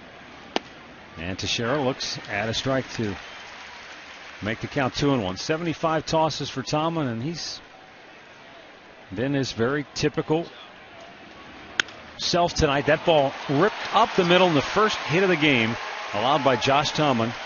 Comes here in the 7th inning. Skipped right off the top of the mound into center field. Still a heck of an effort once again by Josh Tomlin. Yeah, fans going to give him a little ovation here. It was a very nice job by Josh going into the 7th. But you can see that approach there by Mark Teixeira.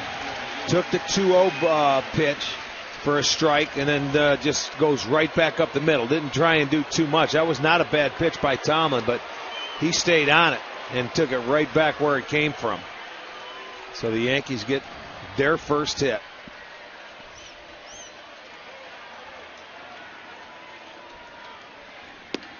Alex Rodriguez looks at a strike.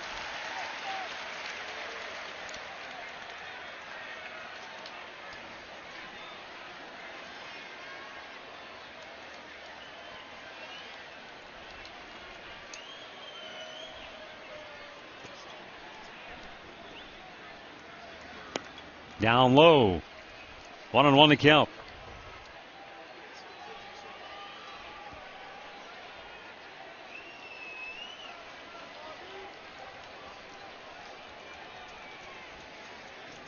Josh Tomlin retired 18 Yankee hitters in a row before that hit by Mark Teixeira.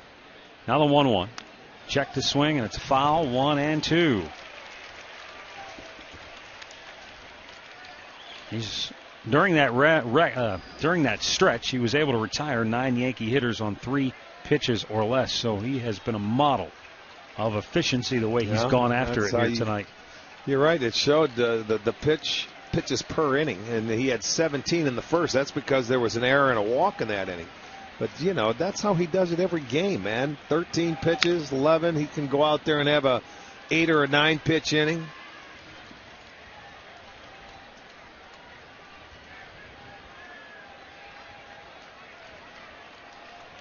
And looking for a ground ball here.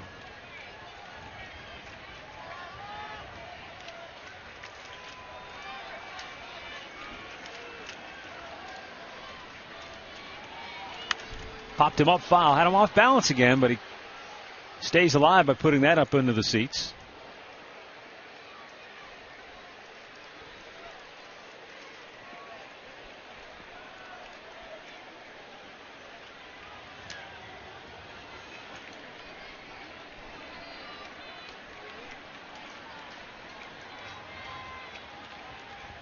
Santana calling for the off-speed pitch here. And the 1-2. Got him. He went chasing. And that's 5 strikeouts for Tomlin. 1 down here in the 7th. You know, it was interesting, Rick. He initially called for the fastball, and Tomlin said no. And he got the off-speed, the slider down and away. Yes, he did. He went with that slider. Get it away, and it was off the plate. He had a 1-2 count, so there's no reason to mess around inside. And if he wants to hit that pitch or go with it, you're pretty much going to hit it on the ground. That's what he was looking for, but he chased it. Came up empty. He gets the strikeout.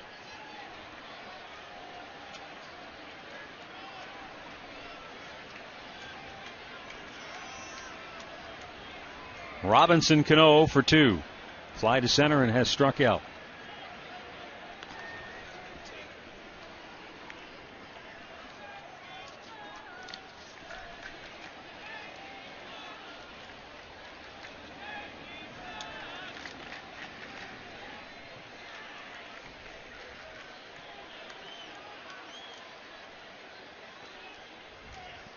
Breaking ball hit weakly toward third. That's Nothing going to you stay can do. fair. Yeah.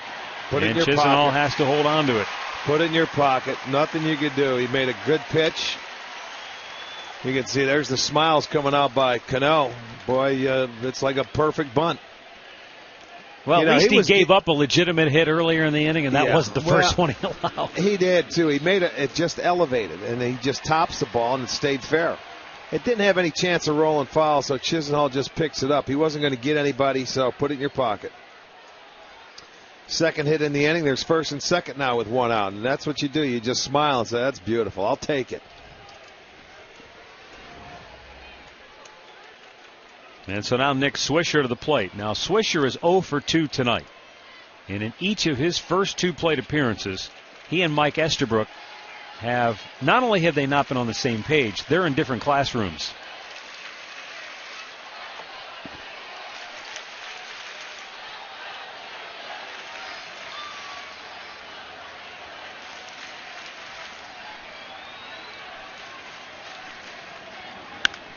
And he lines it toward left center field in the gap. Third hit of the inning, and the Yankees are going to score 2 and take a 2-0 lead. So Nick Swisher took the umpire out of the equation in this at bat, and he lines an opposite field 2-run double to left. Perfectly placed in the gap, and just like that, New York has a 2-0 lead. Well, you can see in this inning they're starting to maybe use the whole field now and stay on it a lot more. There was a little two-seamer that he turns over, and that was a good swing. Swisher got a ball out over the plate. He didn't try and turn on it. He just hit it where it was pitched, and he found the gap in left center field.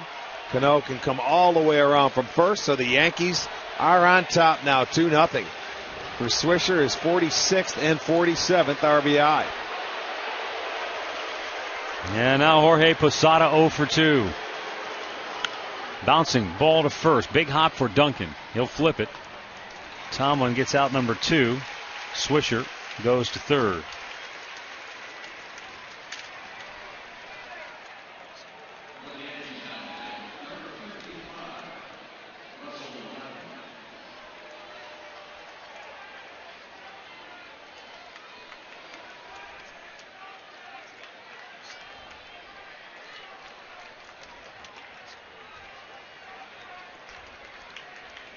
Russell Martin 0 for 2.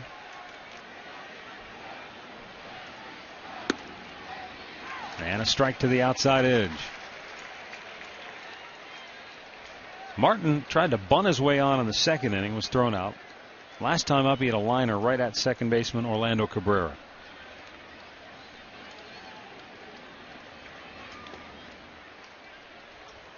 So Josh Tomlin carried a no-hitter into this 7th inning. And then Mark Teixeira led off the inning with a base hit.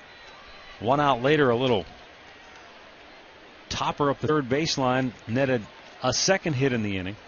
And then Nick Swisher lined a perfectly placed double to left center.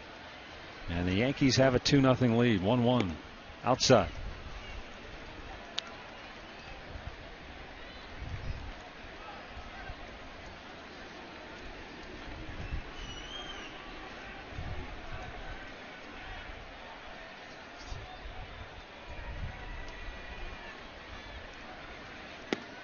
Swung on and missed, 2-2.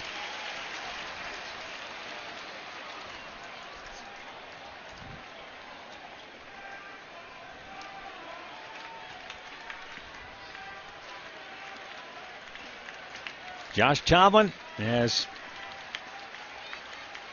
really pitched a gem here tonight. The 2-2. Little tapper back to the mound. He'll fire it over to first to end the inning. But New York has taken a 2-0 lead now as we go to the 7th inning stretch. Brought to you by the Cleveland Clinic. Indians fans, it's time to get up and let's move it.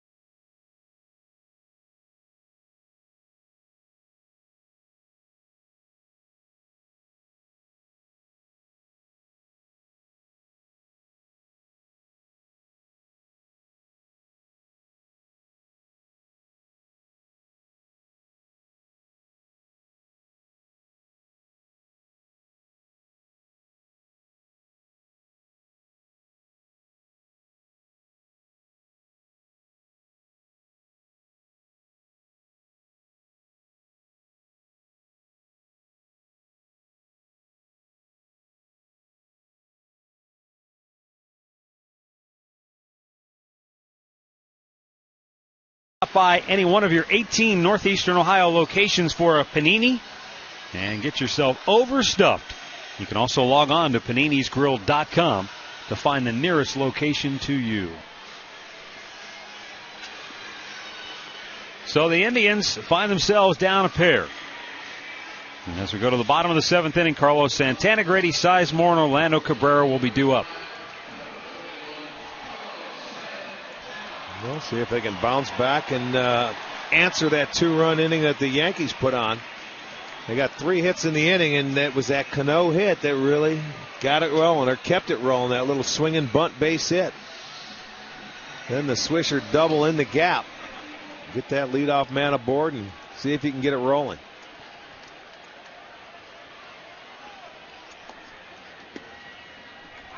Carlos Santana has flied to center. And then his last time up, he was robbed of a hit on a terrific play at first made by Mark Teixeira. Santana hit a one-hop bullet down to first, and Teixeira went to the dirt and somehow corralled it with a backhanded grab. Routine play here, 1 down in the bottom of the 7th inning.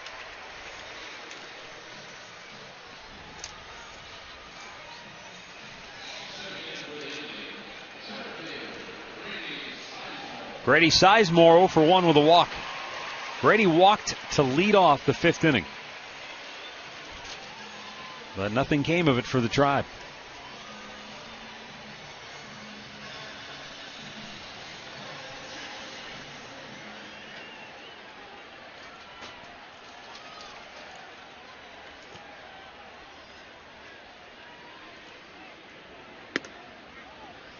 A little bit high for ball 1.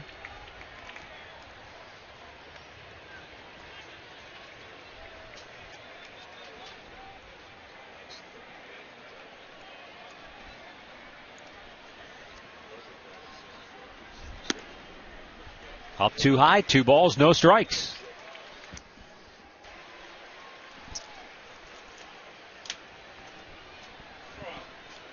"51 of his 87 pitches have been strikes tonight for A.J. Burnett, but he walked Sizemore's last time up. And on the 2-0, Grady might have helped him out there, 2-1.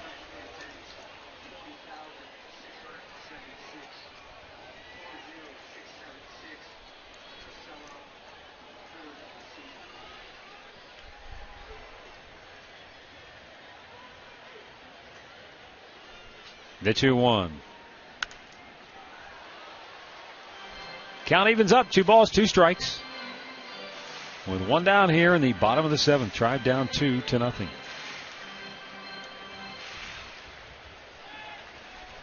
'90th pitch of the night coming up here for Burnett.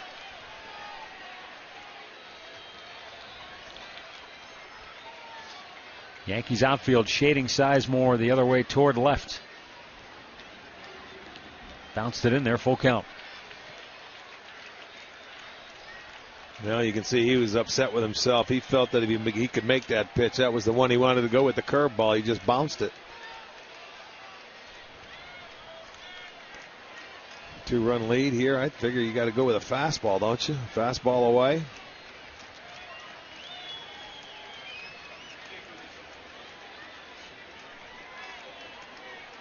That's what they have decided. And he missed his location badly. And it's ball 4. So a 1-out walk will bring up Orlando Cabrera. Second time Sizemore has walked tonight. Sports Time Ohio and Jimmy Hanlon want you to play golf at 10 of the best courses in Northeastern Ohio. You'll get a chance to play each of the 10 for as little as $25 a piece. Now, the card costs $49.95, so it pays for itself if you play twice. Little Mountain, Stonewater, Aurora Country Club, Sweetbriar, Peak and Peak, Whispering Woods, Shale Creek, Ashland Country Club. Log on to STOHD.com, visit the marketplace, and purchase your Tee It Up Ohio golf card today. Orlando Cabrera 0 for 2 here tonight.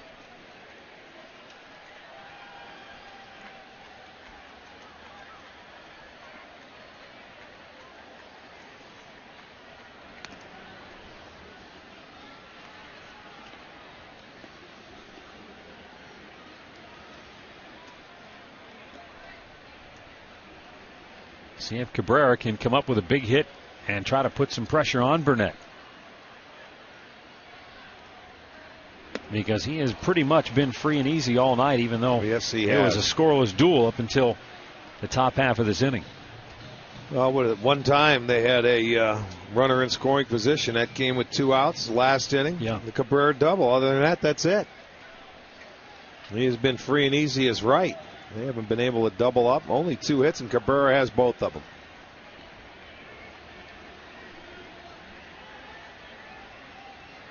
And Orlando waves at a ball in the other batter's box. 2 down.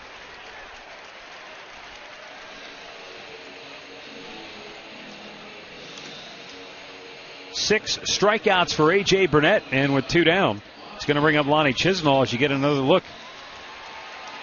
Yeah, that one just nowhere near it. He was just swinging at it before it left his hand. Out of the strike zone, he gets strikeout number 6.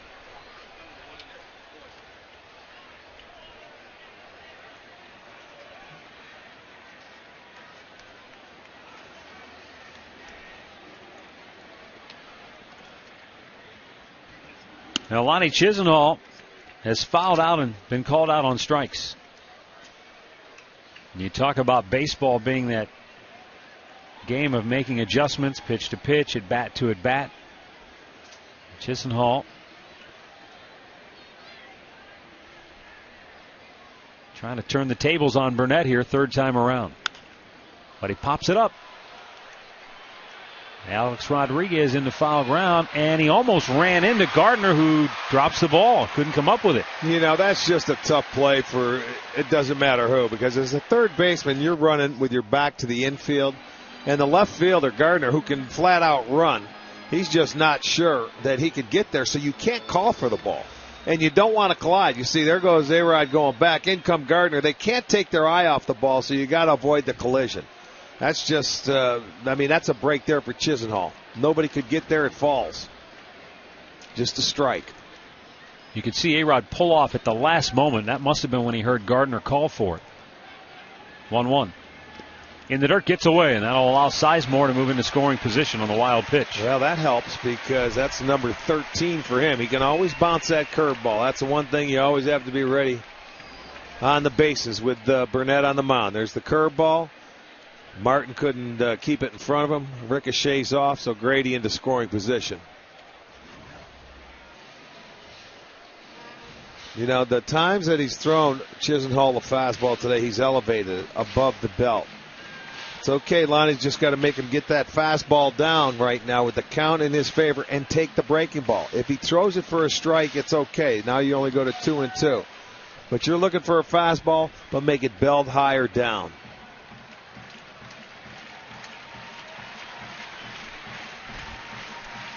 The 2-1. Chisenhall bloops it, and that will find the seats. See, he's elevating it to him, and he's having a tough time catching up to it.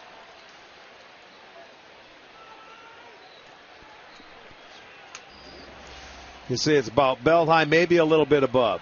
Yeah. And that swing, you know, he's got the left-handed swing that's got a little elevation to it, little upswing, and he just can't catch it.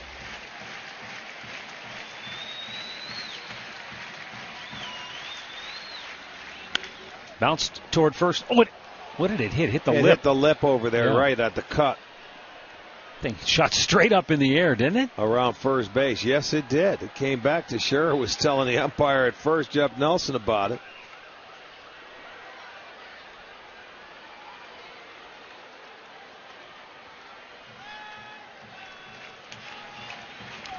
So a runner at second, 2 down, and a 2-2 count for Chisenhall. Drive down 2. And it's down and in, full count.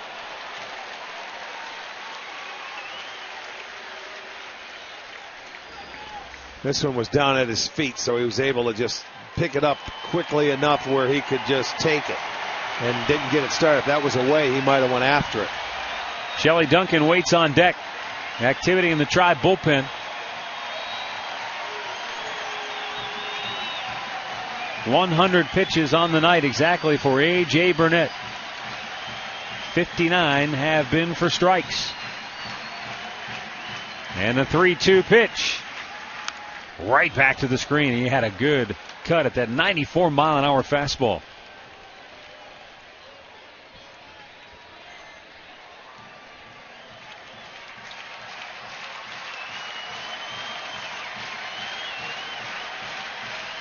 Burnett and Chisenhall locking horns here in the 7th. 3-2 pitch. High, ball 4, and the tying run is aboard. 2 walks in the inning. It's going to bring up Shelley Duncan.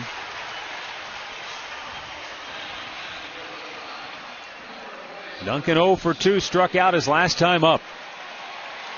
Yankees making the call, and their bullpen will now start to get busy as Burnett has just crossed the 100-pitch threshold for this evening.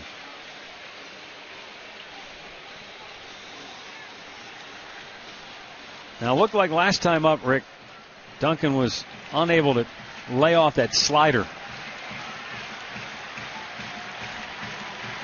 Well, he's going to see it. He's going to see it again in this at bat. Starts him off with the breaking ball. That's the reason why he went at Chisenhall with something upstairs, trying to get him to swing at it. It was a little too high. There's Boone Logan, the left-hander. But this is certainly A.J. Burnett's game right now.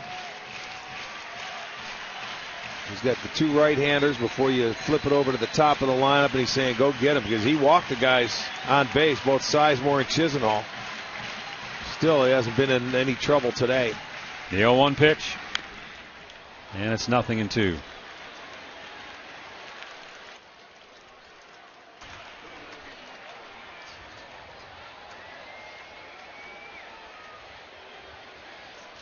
Well, now Duncan's got to readjust his game plan because he's down 0-2. And he may not even see a breaking ball in the zone. They're going to try and get him to chase like he did last time. Martin just went out. Conversation with Burnett. They're on the same page. He will get back. They may not even give a sign.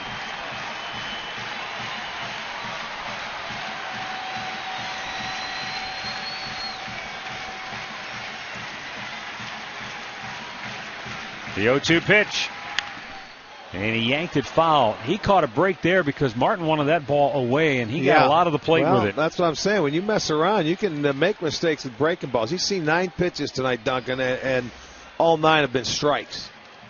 See, there's one he left middle of the plate. Sure you see did. when that body moves back, you've got to make sure. But now, again, he could bounce that ball, too. And you could move the runners up if he tries to go too far outside. But, you know, you don't give him a fastball to hit. They want this one up high. And Duncan lays off. That's just a show pitch to get back to where he wants to get him out with the breaking ball.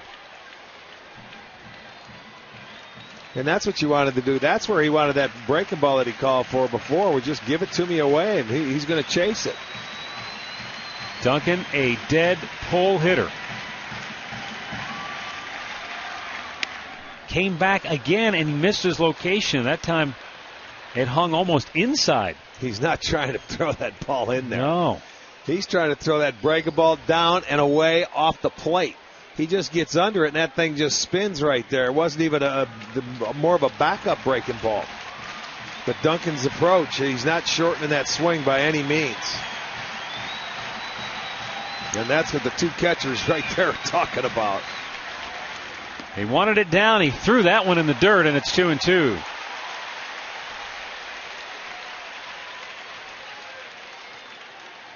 It's funny how sometimes when you're trying to be careful, you make mistakes in the middle of the plate, and that's what he's gotten away with a couple of times here in this at-bat.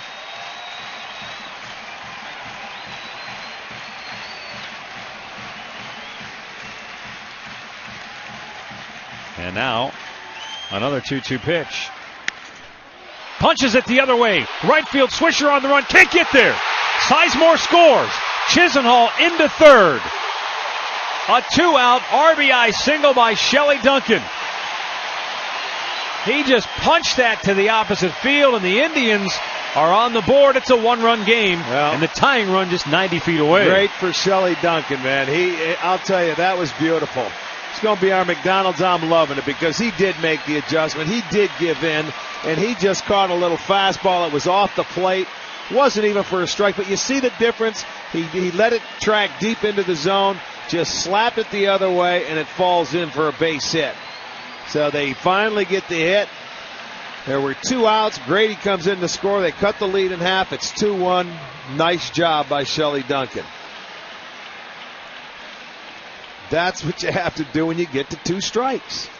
You know, he hung him a couple breaking balls and and he fouled them off, but he got the mistake of the fastball out over the plate. They just flared it in, and this is going to be Burnett's last hitter one way or the other.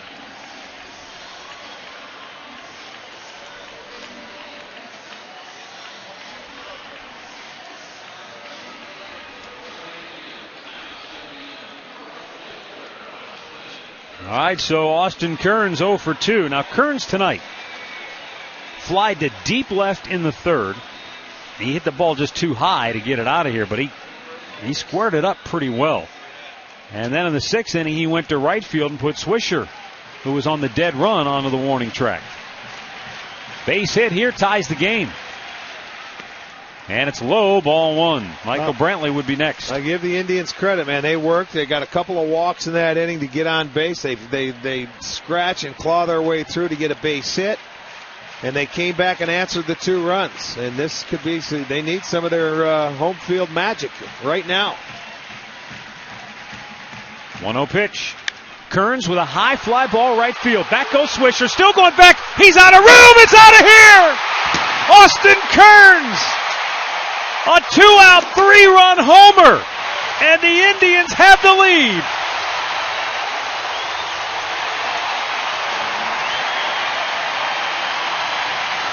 I told you he'd hit 2 of the hardest balls in this game earlier, but had nothing to show for it. This time, he got all of it.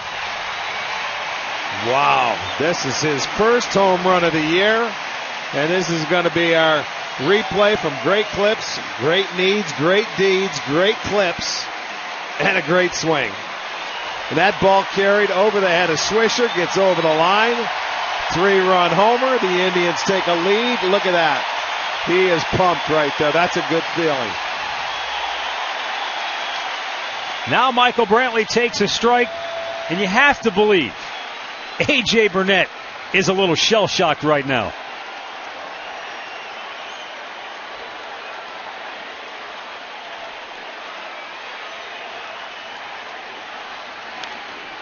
Fouled off by Brantley. It's 0-2. Well, I don't know if Austin Kearns could have picked a better time to hit his first home run than a 3-run homer in the bottom of the 7th to give your team the lead. And I mean, that felt good for him. You know that. Still a long way to go in this one, but for the moment, that's about as big a hit as we've had this year, I would think. And we've had a lot of big ones.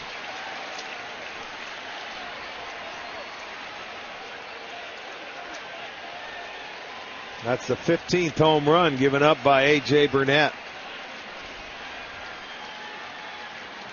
Brantley with a ground ball to second.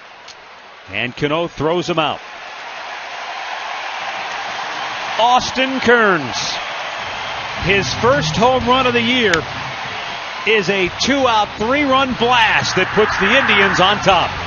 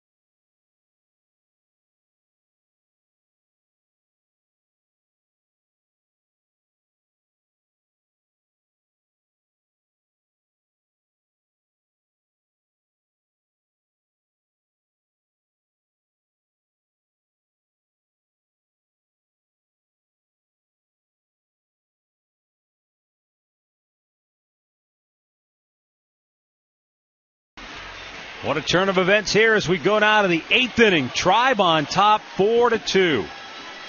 And the Indians will make the call to the bullpen. It's brought to you by Verizon 4G LTE. Rule the air on the most advanced 4G network in the world. And Josh Tomlin is now in line for the win if the bullpen can hang on. Well, you're looking at the two best bullpens in the league. Yankees lead it with the best ERA. The Indians right behind them. And they're going to turn the 8th inning over to Tony Sipp for the 38th time. He's coming on to face Gardner, Jeter, Granderson. Got some defensive changes to tell you about for the Indians. There's Josh Tomlin, who's out of the game now. Jack Hanahan has come on defensively to play at first base. And he's been dynamite defensively this year, whether it's been at third or in the brief times we've seen him at first, he's been very good as well.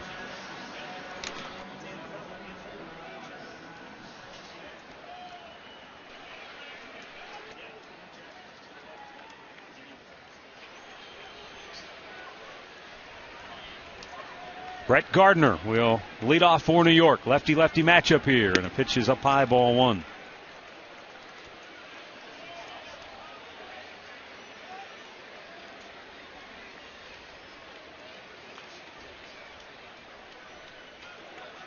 Gardner lined to right and has struck out tonight.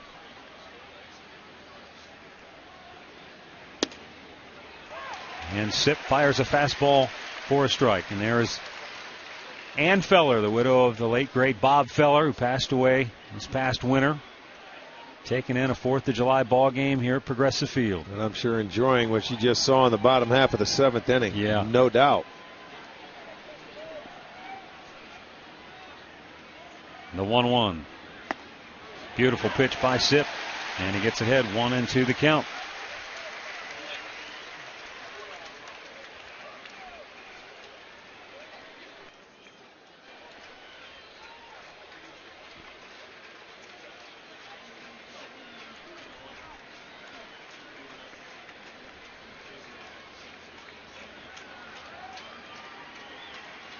Now the 1-2. Almost chased after it. Well, you talk about having quality at bats when you go to the plate. And in that 7th inning for the Indians, Lonnie Chisenhall had an 8-pitch at bat and drew a walk. Grady Sizemore had a 6-pitch at bat, drew a walk. Shelley Duncan had a 7-pitch at bat, and of course had the big RBI single. That was a very good at bat. That cumulative effect, too, making him throw a lot of pitchers deep in the game, getting a little tired. He was down 0-2 in the count, man, and they didn't chase a fastball up. He let him spin on a breaking ball until he got a fastball, and that was a huge at bat. And then Kearns, of course, had the best at bats of the night down there in the number 9 hole, and then finally left the yard. Hit one to left you thought was going out, hit a bullet to right center field, and then finally left the yard with 2 aboard. Huge hit for him. And that's what the Indians did early. They hit when they needed it. The 2-2. Gardner fights it off.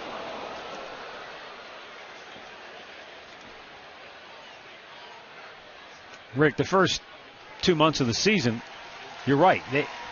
They would need a hit in the 7th inning, they'd get it. 8th inning, they'd get it. At home, it didn't matter. Well, and somebody would come up, with a big base hit. They hit with runners in scoring position. Timely hitting. Timely hitting is the key.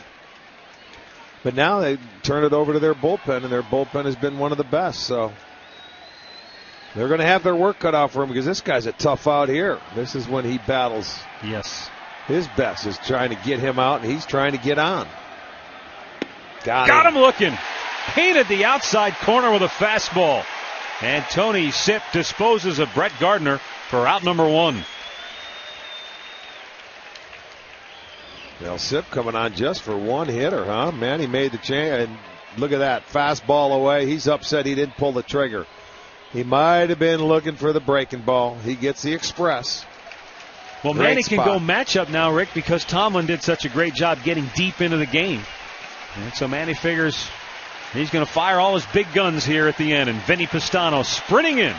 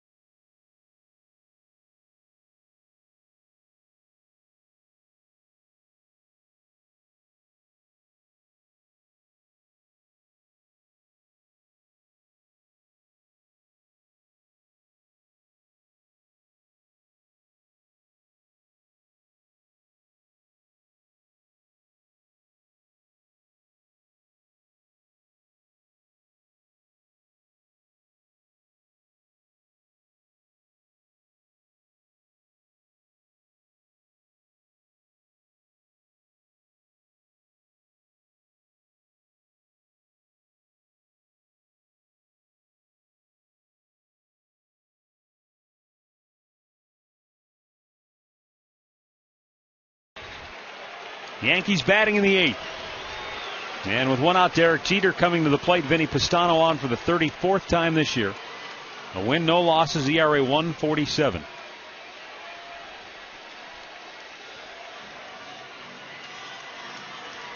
And he'll be facing a hitless Derek Jeter, 0 for 3 on the night.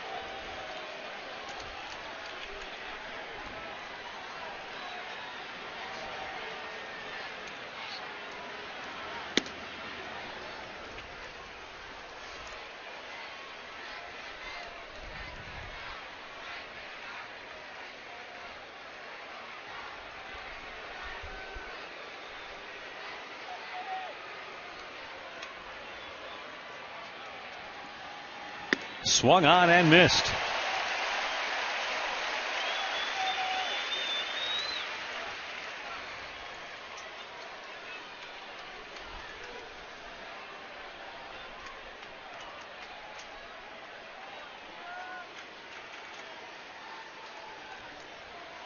Jeter steps away.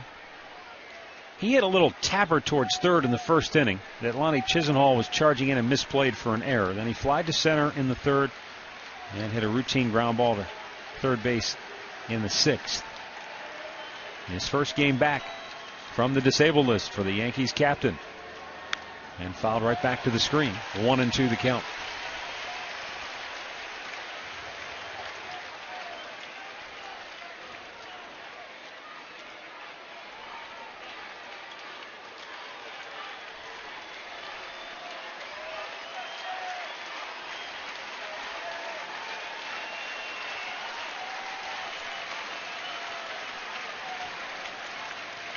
Fastball away, and the 1-2. Got a lot of the plate, but it's foul.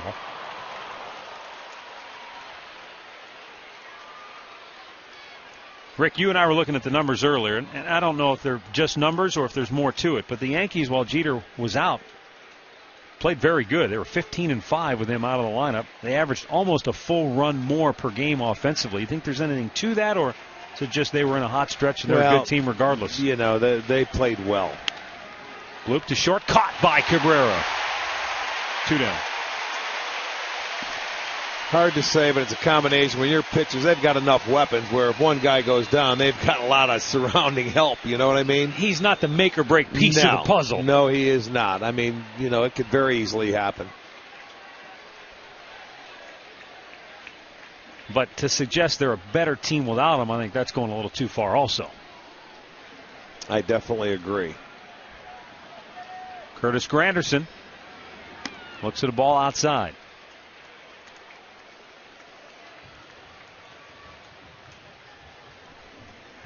Granderson, when he walked in the first inning, the next Yankee to reach base against Josh Tomlin was Mark Teixeira, who singled to start the 7th. Josh Tomlin, after walking Granderson, the second batter of the game in the first inning, retired the next 18 Yankees in a row. Popped him up back out of play.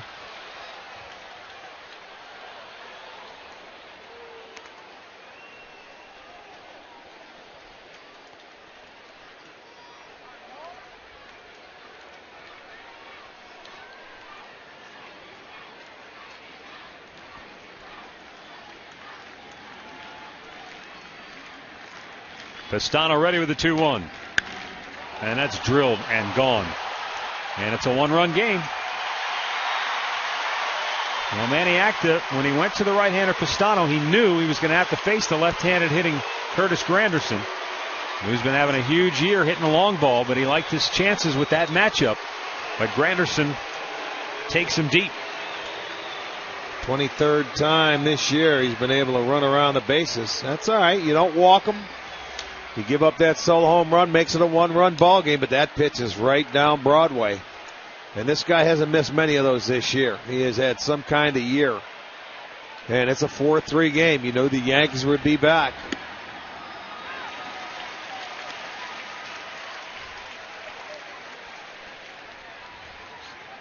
Mark Teixeira, 1 for 3. Takes it a little bit outside, 1-1.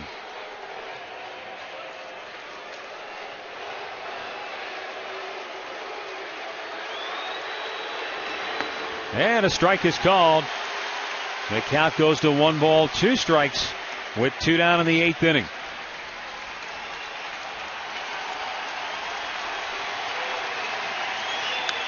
Foul back out of play.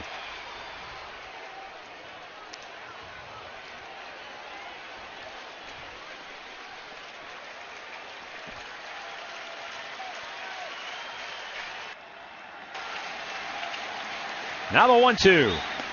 Oh, just missed outside. Very close. Tried to shave the outside part of the plate.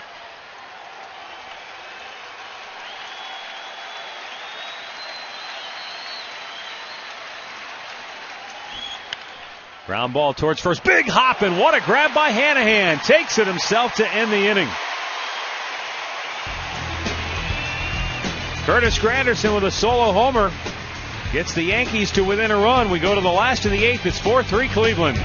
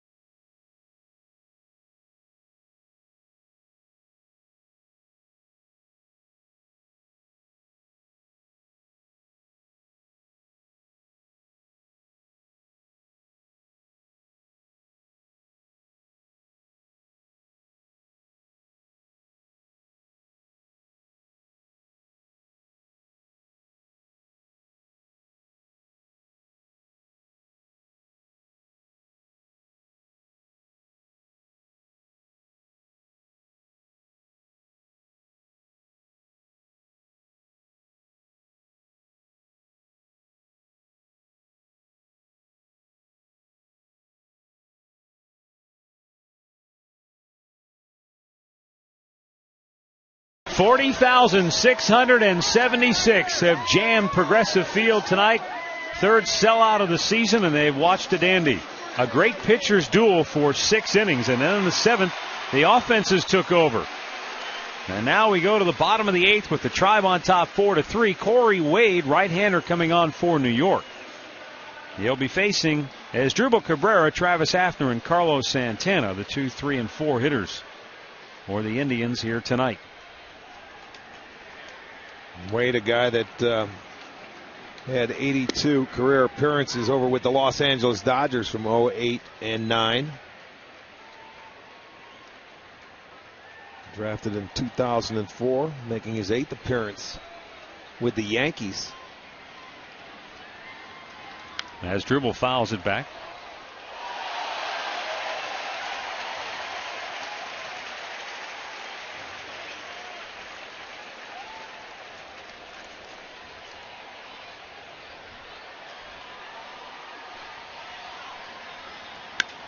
He punches one to right field. Back goes Swisher. And he'll make the catch. 1 away.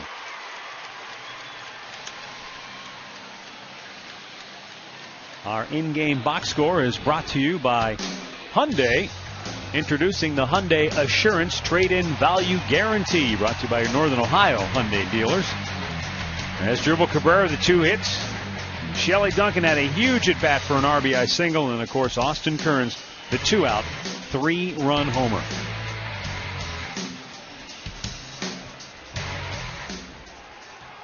Travis Hafner 0 for 2 with a walk tonight.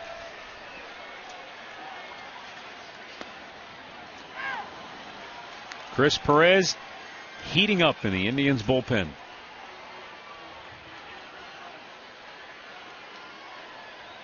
The Indians, Yankees, game 1 of this 3-game series. Remember, there are still plenty of seats available for tomorrow night and Wednesday.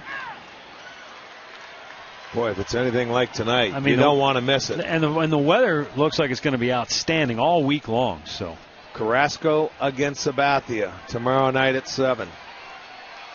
If you can't get down here to the yard, we'll have it for you.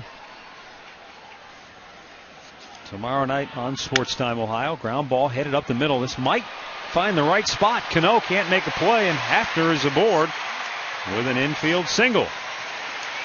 There's a case where the shift really cost the Yankees any chance to get Pronk. Yeah, you're not banking on him hitting a little soft ground ball sort of up the middle. Some teams will bring that shortstop all the way over to the second base side. If that's the case, they had it. But where Jeter's playing here, now if they had him over on the right side, it's an out. But they did not. They choose to keep him on the shortstop side, so it goes as a base hit for Hafner. 5 hits now for the Indians.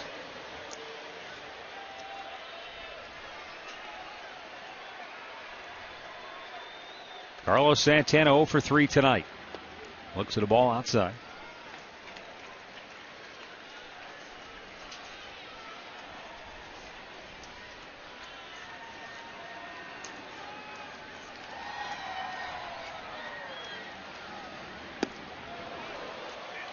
Really pulled the string on Santana that time, 1-1.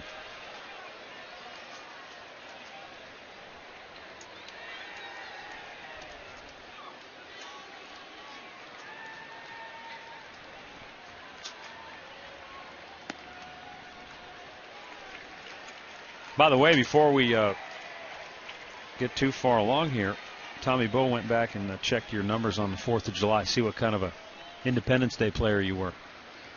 We'll talk about that next year. There's a drive deep left field. Gardner back. He's looking up. It is gone to Souvenir City. Carlos Santana gives the Indians a little breathing room. His 13th home run of the year. And it's a 6-3 Indians lead. Boy, I don't know if you could find just a prettier swing than right there on a breaking ball. He stayed on it and shot it out of here to left field. That, my friend, was beautiful. Nice swing. They want to see the replay. Look at the guys in the dugout want to see it. I mean, he picked it up. It might have been about mid-thigh, but boy, he stayed on it. If he has a stroke like that, and I mean, that ball shoots out of here. For Santana, that's going to be his 13th home run, and boy, there's a piece of the rock. There's some insurance right there for you.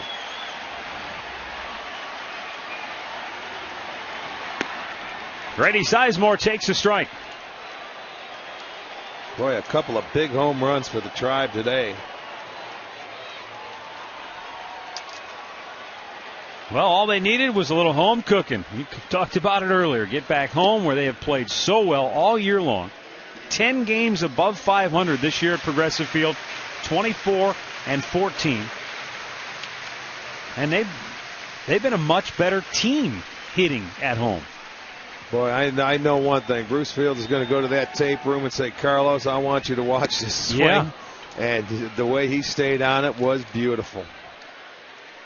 The Indians have now hit 53 homers at home this year, 24 on the road. Yeah. It has been remarkable. There's the notes, and we'll go in there, and they'll keep an eye on that swing for a long time. Is that something, that one swing, that a point of reference now for Santana that he can use? Why wouldn't it be? When you can hit a breaking ball and take it out to left field, that means you are staying back and you let that ball get in. Even if it was elevated, a lot of times you'll be out in front. Boy, he waited on that beautifully, and he stroked it the other way. That was picture perfect.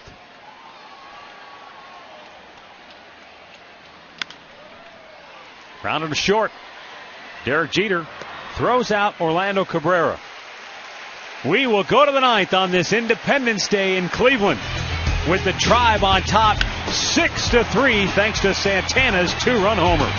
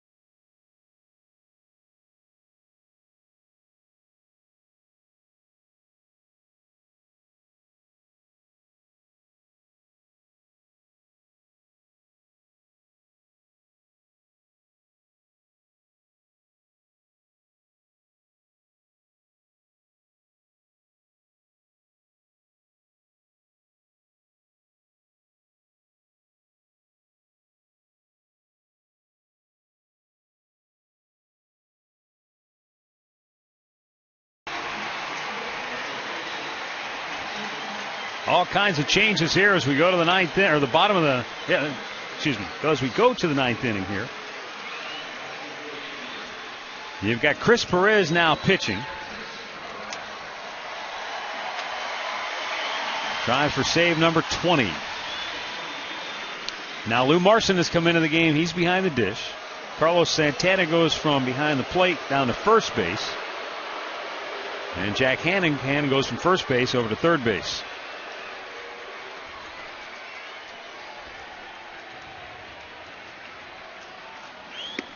Alex Rodriguez leading off for New York, 0 for 3 tonight.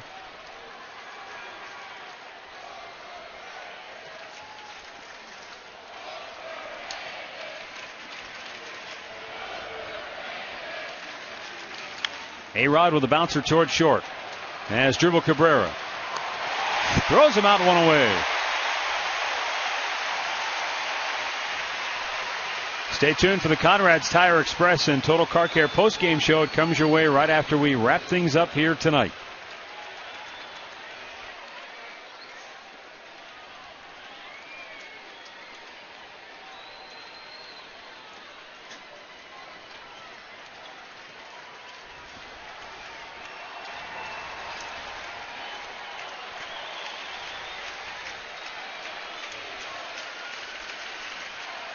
Robinson Cano had a little infield single and came around to score in the 7th inning for New York. Shoots that out of play.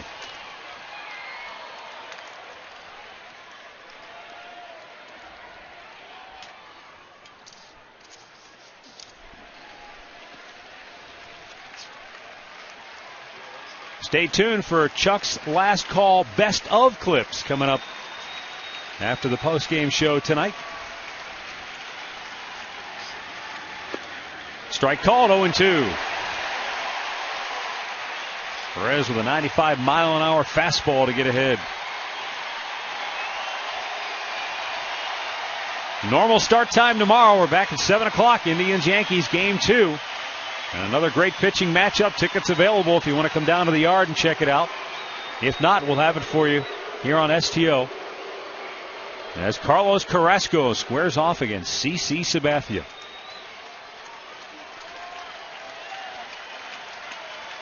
Chris Perez ready with the 0-2. And Cano punches it high in the air to left. Michael Brantley settling under it, 2 down.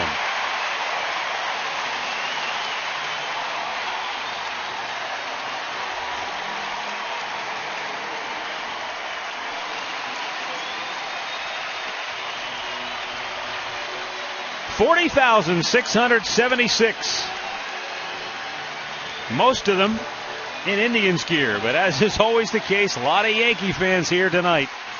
And Tribe fans taking great delight in the fact that they've got the lead here with 2 down in the 9th inning. Well, it'd be a great way to kick off your last week before the All-Star break with a win right here. Nick Swisher goes after the first pitch, pops it up. Out goes Hannahan. He's calling for it. And he makes the catch to end the game.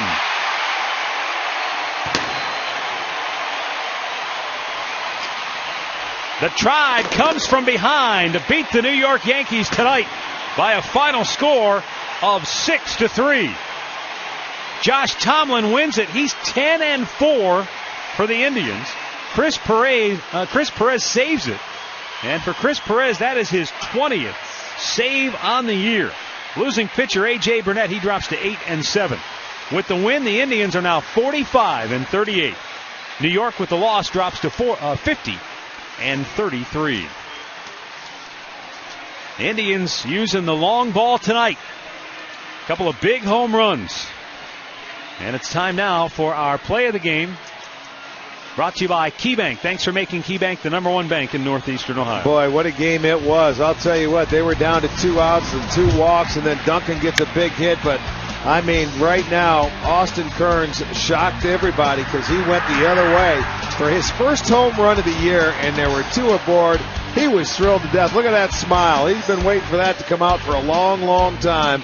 That ended up being the game winner. That's going to be our KeyBank key play of the game. On a beautiful night here in downtown Cleveland, the Indians are victorious in Game 1 of this 3-game series, and they will stay atop the American League Central Division standings. Back with the postgame show next.